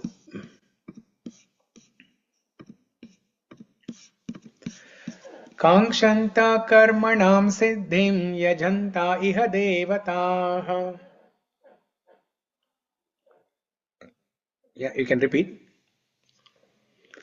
kāṅkṣantaḥ karmaṇāṁ siddhiṁ yajanta iha devatāḥ.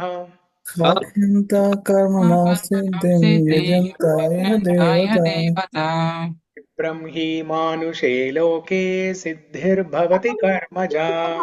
kṣipraṁ hi mānuṣe kāṅkṣantaḥ, desiring, karmaṇāṁ, of fruitive activities, siddhim, perfection, yajante, they worship by sacrifices, iha, in the material world, devatāḥ, the demigods, kṣipram, very quickly. He, certainly, mānuṣe, in human society. Loke, within this world. Siddhi, success. Bhavati, comes. Karmaja, from fruitive work. Translation and purport by His Divine Grace, A.C. Bhaktivedanta Swami Srila Prabhupada ki jai. Okay, so somebody can read. Abhishek, you want to read? Yes, Prabhu. Men in this world desire success in fruitive activities, and therefore they worship the demigods. Quickly, of course, men get results from fruitive work in this world. Purport by Srila Prabhupada. There is a great misconception about the gods or demigods of this material world, and men of less intelligence, although passing as great scholars, take these demigods to be various forms of the Supreme Lord. Actually, the demigods are not different from the god, but they are God's different parts and parcels. God is one, and the parts and parcels are many. The Vedas say, Nityo Nityanam,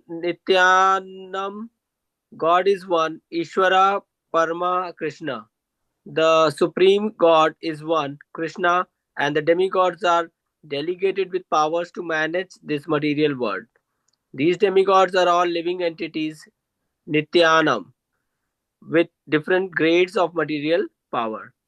They cannot be equal to the Supreme God, Narayana, Vishnu, or Krishna. Anyone who thinks that God and the demigods are on the same level is called an atheist or Pakhandi. Even the great demigods like Brahma and Shiva cannot be compared to the Supreme Lord. In fact, the Lord is worshipped by demigods such as Brahma and Shiva. Yet, curiously enough, there are many human leaders who are worshipped by foolish men under the misunderstanding of anthropomorphism or zoomorphism. Here, devatāḥ denotes a powerful man or demigod of this material world, but Narayana, Vishnu, or Krishna, the Supreme Personality of Godhead, does not belong to this world. He is above or transcendental to material creation. Even Sripad Sankaracharya, the leader of the impersonalists, maintains that Narayana or Krishna is beyond this material creation. However, foolish people worship the demigods because they want immediate results. They get the results but do not know that results so obtained are temporary and are meant for less intelligent persons. The intelligent person is in Krishna consciousness, and he has no need to worship the paltry demigods for some immediate temporary benefit. The demigods of this material world, as well as their worshippers, will vanish with the annihilation of this material world. The boons of the demigods are material and temporary. Both the material worlds and their inhabitants, including the demigods and their worshippers, are bubbles in the cosmic ocean. In this world, however, human society is mad after temporary things such as the material opulence of possessing land, family, and enjoyable paraphernalia. To achieve such temporary things, people worship the demigods or powerful men in human society. If a man gets some ministership in the government by worshipping a political leader, he considers that he has achieved a great boon. All of them are therefore not owing to the so-called leaders or big guns in order to achieve temporary boons, and they indeed achieve such things. Such foolish men are not interested in Krishna consciousness for the permanent solution to the hardships of material existence. They are all after sense enjoyment, and to get a little facility for sense enjoyment, they are attracted to worshipping empowered living entities known as demigods. This verse indicates that people are rarely interested in Krishna consciousness. They are mostly interested in material enjoyment, and therefore they worship some powerful living entity. Hare Krishna. Hare Krishna.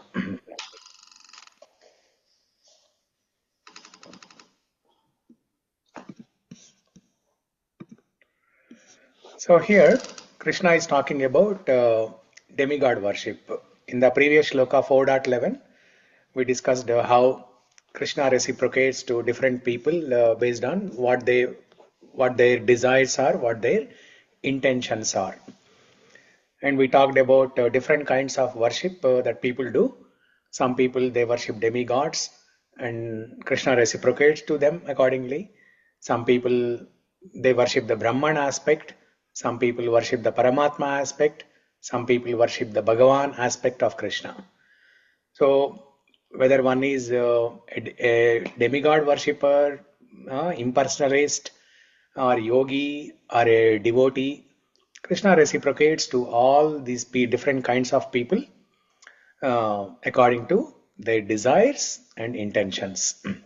So here in this shloka, it is particularly described about demigod worship. kāṅkṣantaḥ karmaṇāṁ siddhiṁ yajanta iha devatāḥ kṣipraṁ hi mānuṣe loke siddhir bhavati karmaja. So the demigod worship is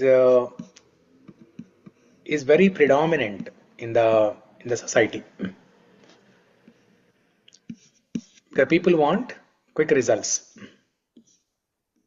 They want to worship some demigod, they want to do some puja, and then they want to get some benefit. So people always mix puja and bhakti. They think puja is bhakti. There's no difference between puja and bhakti. But puja is different and bhakti is different. Puja is when perform some ritual, your goal is to get some material benefit. It's a pure business transaction. Oh Balaji, I will give you 2 lakhs and you give me 5 lakhs. So like that, it's a pure business. Whereas bhakti is, you don't have any desire for yourself. So your goal is to please Krishna. But not oftentimes, most of the times, people mix these two things, puja and bhakti. So now what's the Prabhuji. yeah? So in olden days, I have heard many stories, especially for getting children. They pray, they do tapas and they pray. And then even Dasharatha Maharaj, he performed Putra Kameshti Agam. So those are all like having a goal in mind and praying, right, Prabhuji? What is that? Say it again. Like in olden days, especially for getting children, they do tapas and then they, having a goal in mind, they pray. Yeah. And then Dasharatha Maharaj also did some yaga for getting Sri Rama as son. Yeah. So what they recommended, Prabhuji? So when you perform these yajnas to get material benefit, like Putra Kameshti Yajna, to get a son. Now what is your objective? What is your goal behind getting a son? You want to get a son just for some enjoyment? You want to play with the children? You want to have more, happiness in life? If that is your goal, then that is wrong. But if your goal is to beget children so that you can raise them as devotees, then it is okay to perform Putra Kameshti Yajna to get children. And that's what Dasharatha Maharaj did, right? He raised all his children as devotees. So let's say somebody in a realistic life, in today's age, in realistic life, let's say somebody is not getting children. A wife and husband, they are trying to get children, but they're not getting children. They're not successful in getting children. Then they can do some yajna, they can do some puja like this. But if their intention is to have children so that they can make them devotees, That means, first of all, they themselves have to be devotees. They should know how to inculcate Krishna consciousness in the children. Otherwise, those yajnas are not recommended. Okay, Prabhuji. Yeah, because often I heard only about this, like getting children alone. Otherwise, I've never heard anything, any goals like that in scriptures, as far as I know. Yeah. But, Yeah. So behind everything that we do, there has to be a spiritual goal. There has to be a higher goal. Whether you're applying for a job, you're buying a house, you're buying a car. So everything should be seen as a utility to serve God. Prabhupada says, utility is the principle. Prabhupada says, in Krishna consciousness, utility is the principle. That means you use everything in the service of Krishna. Whether it is your house, car, children, your laptop, your work, anything. Utility is the principle.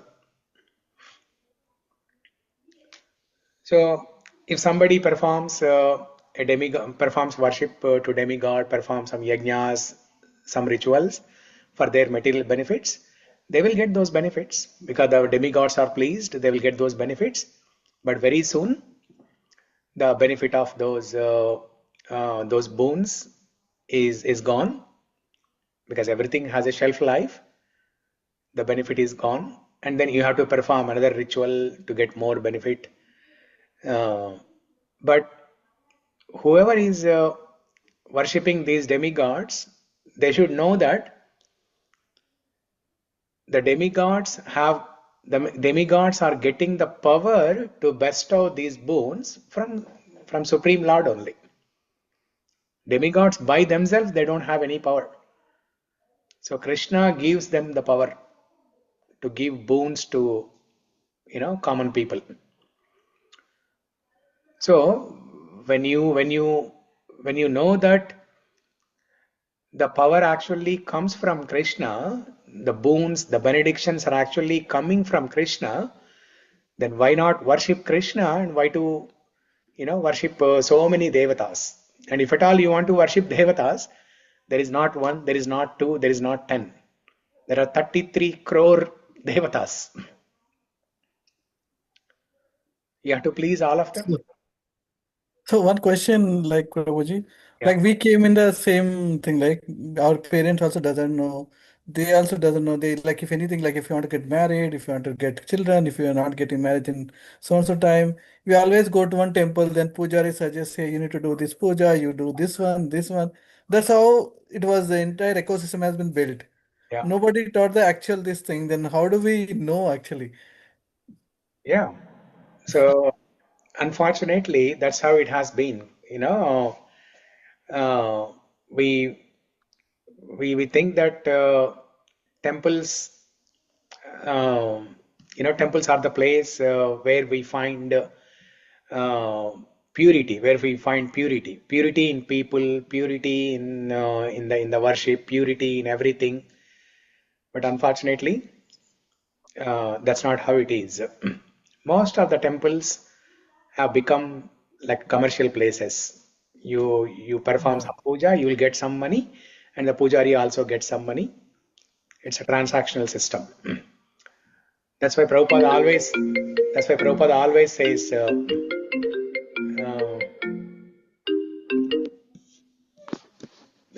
always says temples means they should be like educational institutions. They should impart spiritual knowledge. If the temples are not teaching spiritual knowledge, they are only doing rituals. So if the spirit behind any ritual is not known, it remains as ritual. If we don't know this, if we don't know why we are doing what we are doing, it will remain as a ritual. So we need to be educated. We need to be educated by the qualified people, brahmanas, pujaris. Unfortunately, that's not happening even in big temples like Bhadrachalam, Tirupati. There is no dharma prachara. Even in Tirupati, you go, you stand in the line for 1 or 2 hours, you take darshan for 10 seconds, and then you leave and you buy a laddu, and then you come home. Oh, nice darshan. We had nice darshan. In Laddu lines, there is more utsaha, Prabhu. Yeah. and then we think that is bhakti. Yeah, I think that's what happening for most of the people. Yeah. 90-95% of people. Yeah. Even even kids are born, they say they're born in a particular nakshatra, you need to do this yajna to do that. Yeah. Something like that. We don't know anything, we just say, okay, we'll just follow. Yeah. Yeah. When we don't know anything, and that is our best bargain, whatever the pujaris tell, we have to follow that. But as we are getting educated, in Krishna consciousness by reading Bhagavad Gita, Srimad Bhagavatam, Srila Prabhupada books, these are all eye openers. Every minute we open our eyes. The moment we shut our eyes and we read something in Bhagavad Gita, we open our eyes again. And then after some time we close our eyes again, and then we read Bhagavad Gita again, we open our eyes. So everything that we read from the Shastras is an eye opener. So this priest did some good things because of that they born in the Brahmin family, they're in that part of the temple. Why they're teaching these things then? Do these things to get That's this. how they were trained by their father. Hmm. And that father was trained by his father like that. It's also parampara is coming from. Yeah, generationally it's been like that. That's why Krishna tells in Bhagavad Gita, Bahunam janmanam ante jnanavan mam prapadyate vasudeva sarvamiti samahatma sudurlabha. Krishna tells, after many births, only very few make an effort to cultivate this spiritual knowledge. And among those who try to cultivate spiritual knowledge, only one will achieve perfection. So majority of the people, they fall into this category of this shloka 4.12. Demigod worshippers, devata aradhanas. They do some puja, they get some benefit, that's all. Now YouTube is there. So many things are floating, Prabhuji. There are like earlier in olden days, my parents or my grandparents never knew all these things. There are so many things floating. Okay, if you want this, you can do this puja, put these many diyas like that. Yeah. So are getting very influenced by that one.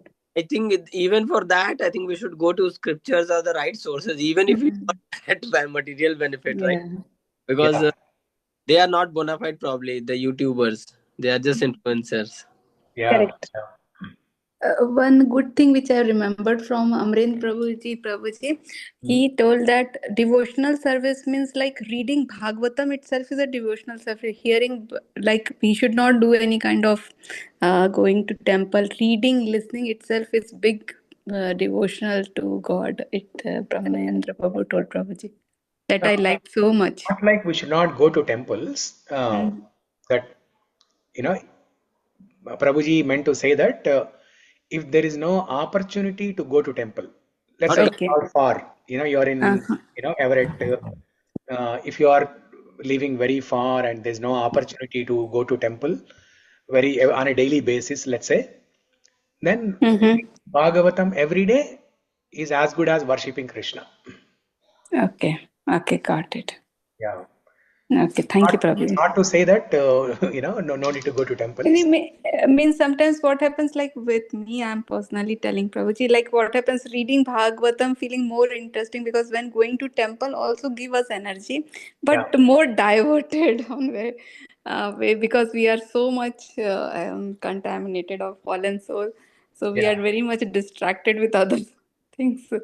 So I feel alone reading the Bhagavatam absorbs more thing. I feel my personal thing, probably. Yeah. No, that is one way of worshipping. Bhagavatam is not different from Krishna.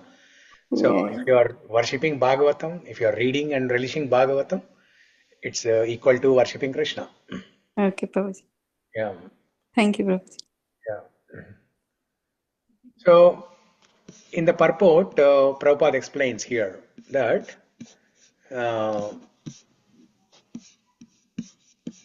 people generally, they think that all demigods are equal. All demigods are equal, and there's no difference between Krishna, Vishnu, Narayana, Rama, Ganesha, Shiva, Kartikeya, Ayyappa, Sai Baba. There's no difference. Kali Mata, Durga, Ambika, Parvati, they're all same. They're all different forms. They're all same. This is how people think. And they say all paths lead to same destination. No, it's not like that.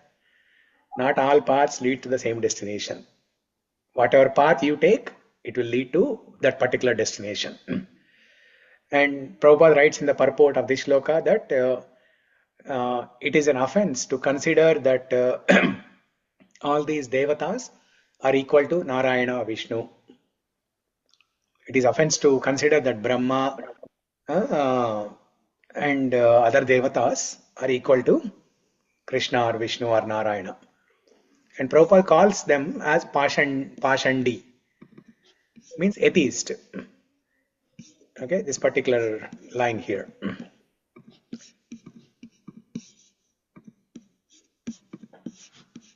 Anyone who thinks that God and demigods are on the same level is called an atheist or Pashandi. So Pashandi means atheist. So yastu Narayanam Devam Brahma Rudradi Daivatai Samatvenaiva Viksheta Sapashandi Bhavedruvam. So it is mentioned in Haribhakti Vilasa.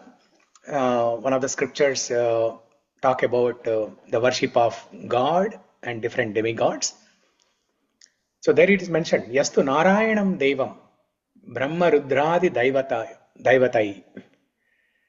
So if one considers different devatas like Brahma, Rudra, Indra, Varuna, Vayu, Agni, Surya, Samatvenaiva Viksheta, if they are considering them at the same level as Narayana, Sapashandi Bhavedruvam, he is certainly a Pashandi, an atheist.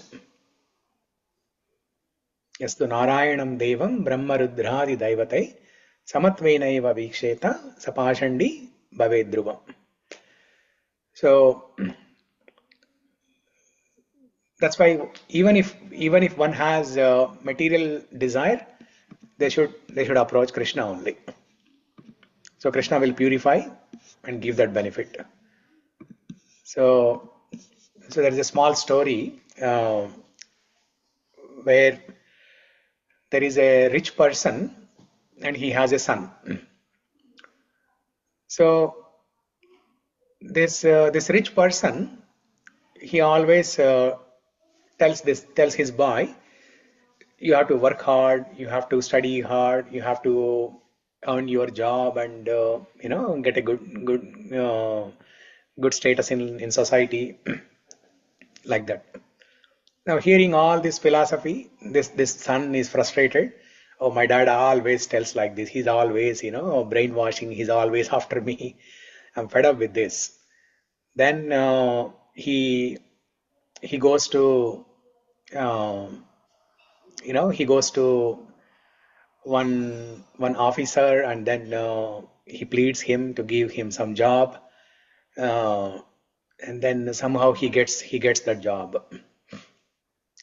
And one day, while he was working in his job, this boy, he notices that his father comes to that company, and everybody stands up and they salute to him, and they do namaskara to him, and they give proper high respect. They receive him nicely, and then this boy is surprised to see all this. Why are all these people giving high respect to my dad? Then he asks one of the colleagues there, he actually asked the officer, who he pleaded and then got that job. He asked him, "Oh, why is everybody offering great respect to this person? He's actually my dad." And then this officer says, "Oh, is that your dad? I did not know that you are his son." And the son says, "My dad never told me that he owns such a big company. I know that he's a rich person, but he never told me that he has such a big company." So now, so what do we learn from this? So here, instead of pleasing some people like these officers and pleading them for a small job, if he sincerely follows the instructions of the father, if he obeys the instructions of the father, he can get much more. He can get the whole company, not just one job, but he can get the whole company. So in our life also, we are always trying to please different different people in our life. At workplace, we have to please somebody. In the family, we have to please somebody. In our friend circle, we have to please many people. In our relations, in our relatives, we have to please many people. And in India, we see this all the time, right? When people have to get their things done, they need to bribe some officers. They have to get some recommendation from higher authorities. All these things are happening. But if we please that Supreme Personality of Godhead, Bhagavan Sri Krishna, then we don't have to do all this. In Mukundamala Stotra, Kulshekar Alvar tells this very beautifully. Nātena purushottame trijagatam ekādipe chetasam sevye swasya padasya dhātari pare nārayanam tishtati yam kanchit purushādhamam katipaya grāmeshamal pārtatham सेवायै मृगयामहे नरमहो मूढावराकाभयम्. Kulshekar Alvar in Mukundamala Stotra, he says that Nathena Purushottametri Jagatam Ekadipe Chetasam. O Krishna, O Narayana, you are that Supreme Person who can maintain this entire creation, the three planetary systems. You can maintain three planetary systems on your single hand, single finger, basically. Ekadipe chetasa. Natena purushottame trijagatam, three worlds, three planetary systems. Natena purushottame trijagatam ekadipe chetasa. Sevye swasya padasya dhātari pare narayane tishtati. The best thing is to serve you, O Narayana, because you are the proprietor and the maintainer of these three planetary systems. This is the best thing for everybody to do. But instead of this, what are we doing? Yam kanchit purushādhamam katipaya Gramesha Malpartadam. Gramesha means Grama is village. Isha is controller. Gramesha means the controller of the village. In every village, we have Sarpanch or Panchayat member or a president of the village, like that, right? The village officer, MRO, Mandal revenue officer, something like that. So what do? We go and fall at their lotus feet. We give some money. We bribe them. We take some vegetables, some groceries to them. We take some sweets. Somehow we please them to get some little benefit. So these people, all these different gramesha, heads like this, they can only give us little benefit. Gramesham alparthadam, alpa, swalpam, alpa artha, little benefit. Alparthadam. Grameshamalparthadam sevayai mrugaya mahe naramaho mudhavarākāvayam. Muda, I am a fool.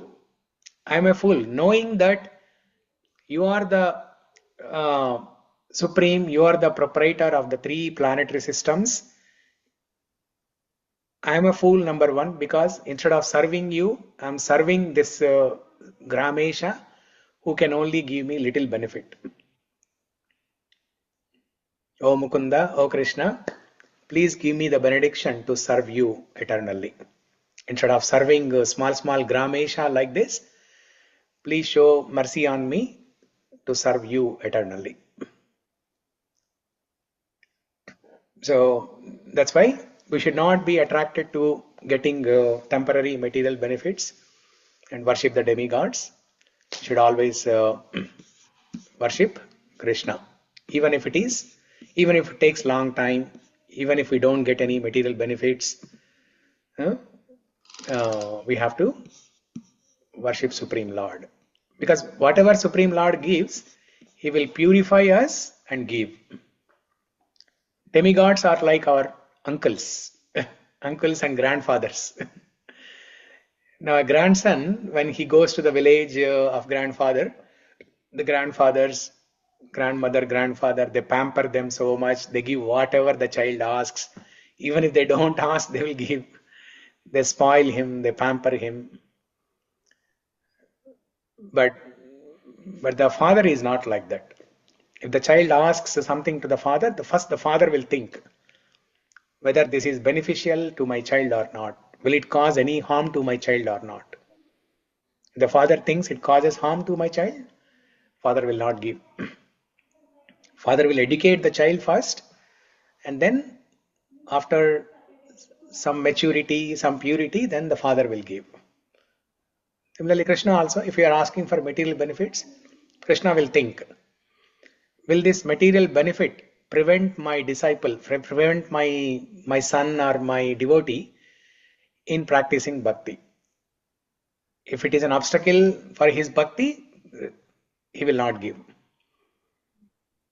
Or if the devotee has some maturity and some kind of renunciation, not so attached to that material benefit, Krishna will give.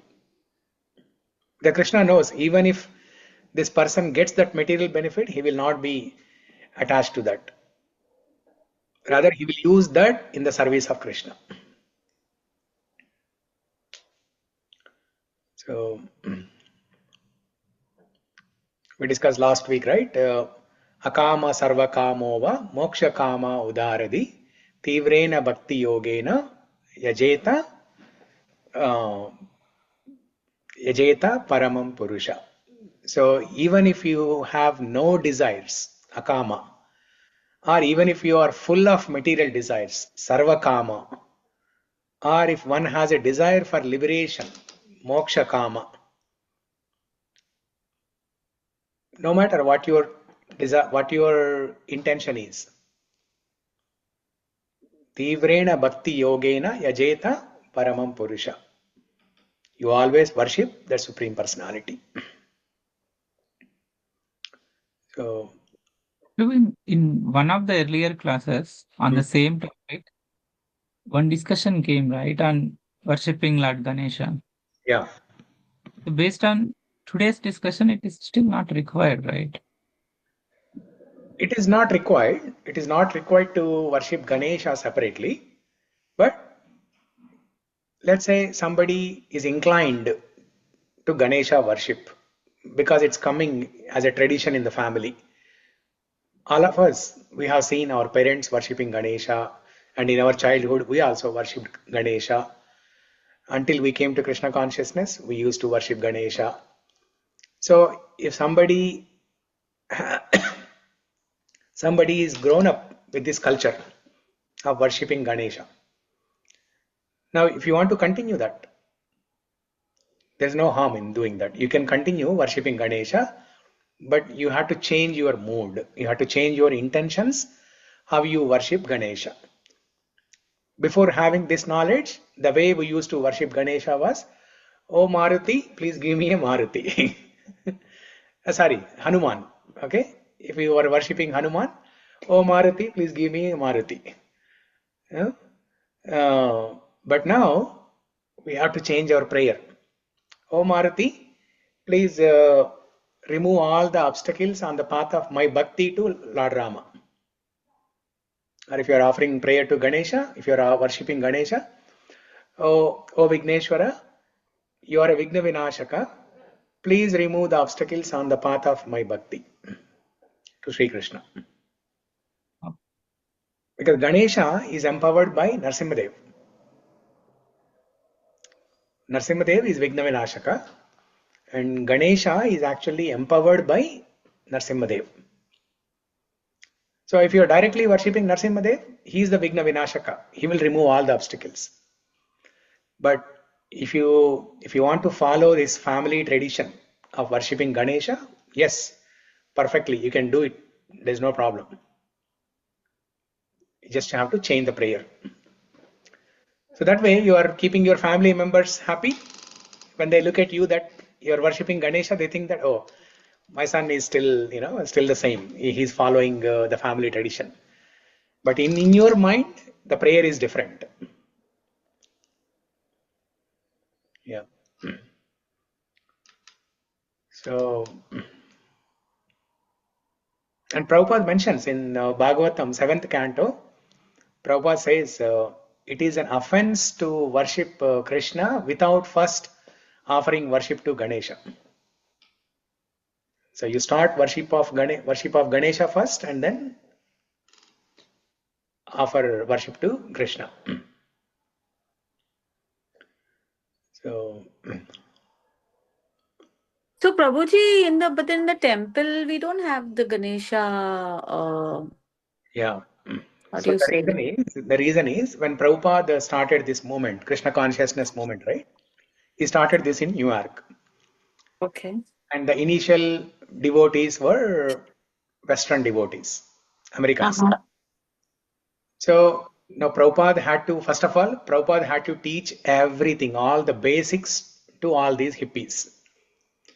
Prabhupada had to teach them how to, Prabhupada had to teach them the principle of bathing every day.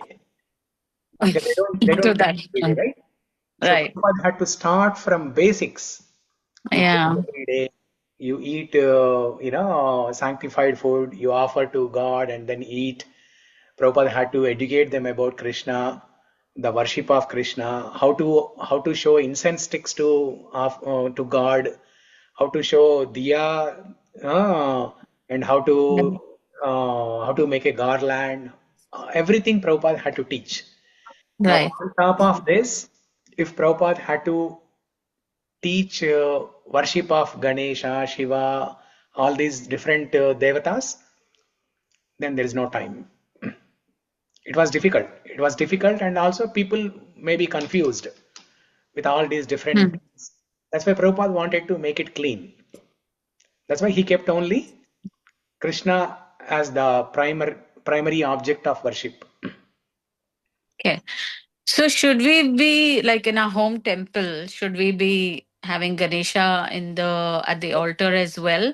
Yes. And I didn't understand this point, or maybe I missed it, or maybe I didn't understand it. Why is it that we cannot worship Krishna, or maybe light a diya or incense and show to Ganeshji first before showing to Krishnaji?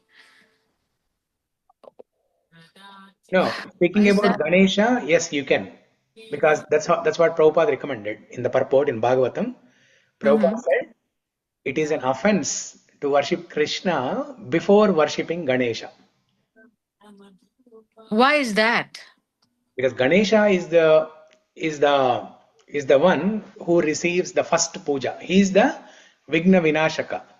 He removes the obstacles on the path of bhakti. Okay, right. Growing up, I mean, I know he's the he removes obstacles, and first puja is always for Ganesha, but because Krishna ji is the Godhead. Yeah. But Ganesha, doesn't he come in the demigod? Doesn't he come under the demigod category? I mean, Shiva and Ganesha, like that, there are some Devagana who are who are separate from the demigods who are in the material world. In Satyaloka or in Swargaloka, majority of the demigods of 33 crore devatāḥs, they are in the Swargaloka. But Shiva is an exception. Lord Shiva is an exception. Shambhu, especially the Sadashiva.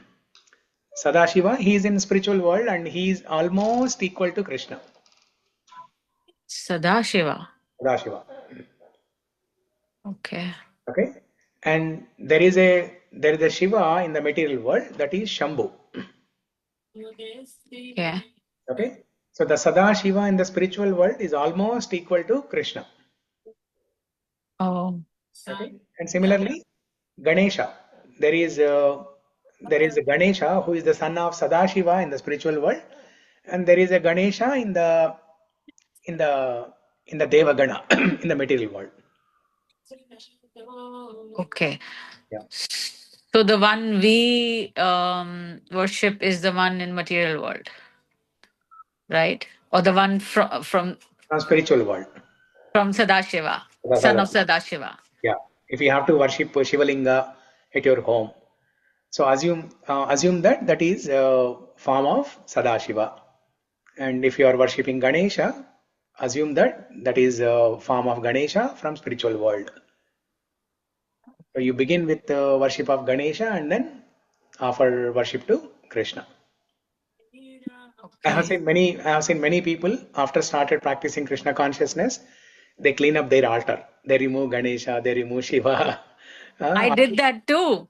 Yeah, you don't have to bring him back. Bring him back. Welcome. My daughter, she just brought him back while she was listening. Yeah. So, oh my God, I didn't know. I have Ganesha on my altar. Okay. And any form of Ganesha, right? Because any Vigra, right? Okay. Yeah. Okay, Any form thank of Ganesha is fine. So, Mata, Parvati, and Subramanya, they are also considered as demigods, or because many people worship Mata, right? Parvati. Yeah. And Subramanya Swami. So they are also considered as demigods, or they are also in They're all the spiritual. family, right? Subramanya, Parvati, they're all the family of Shiva. Kartikeya, they're all the Ganesha, they're all the family of Shiva. So you can worship them, but again, the mood has to be different. The prayer, the object of worship has to be different. Not for material benefits, but to help us progress in our bhakti. Like in Rukmani prayers, you read, right, Prabhuji? Like she is praying to Shiva, Parvati, and their children. Yes. You didn't show the mirror to Jaja? You did? Okay.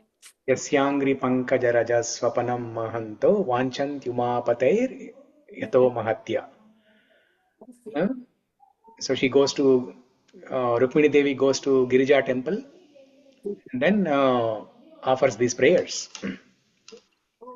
So even Lord Shiva is interested in bathing in the dust of Vraja.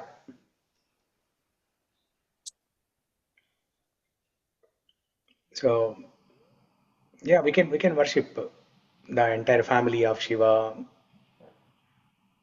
but our mood has to be that through the worship of Shiva or Ganesha or Hanuman, our goal is to obtain the supreme, Krishna or Ramachandra.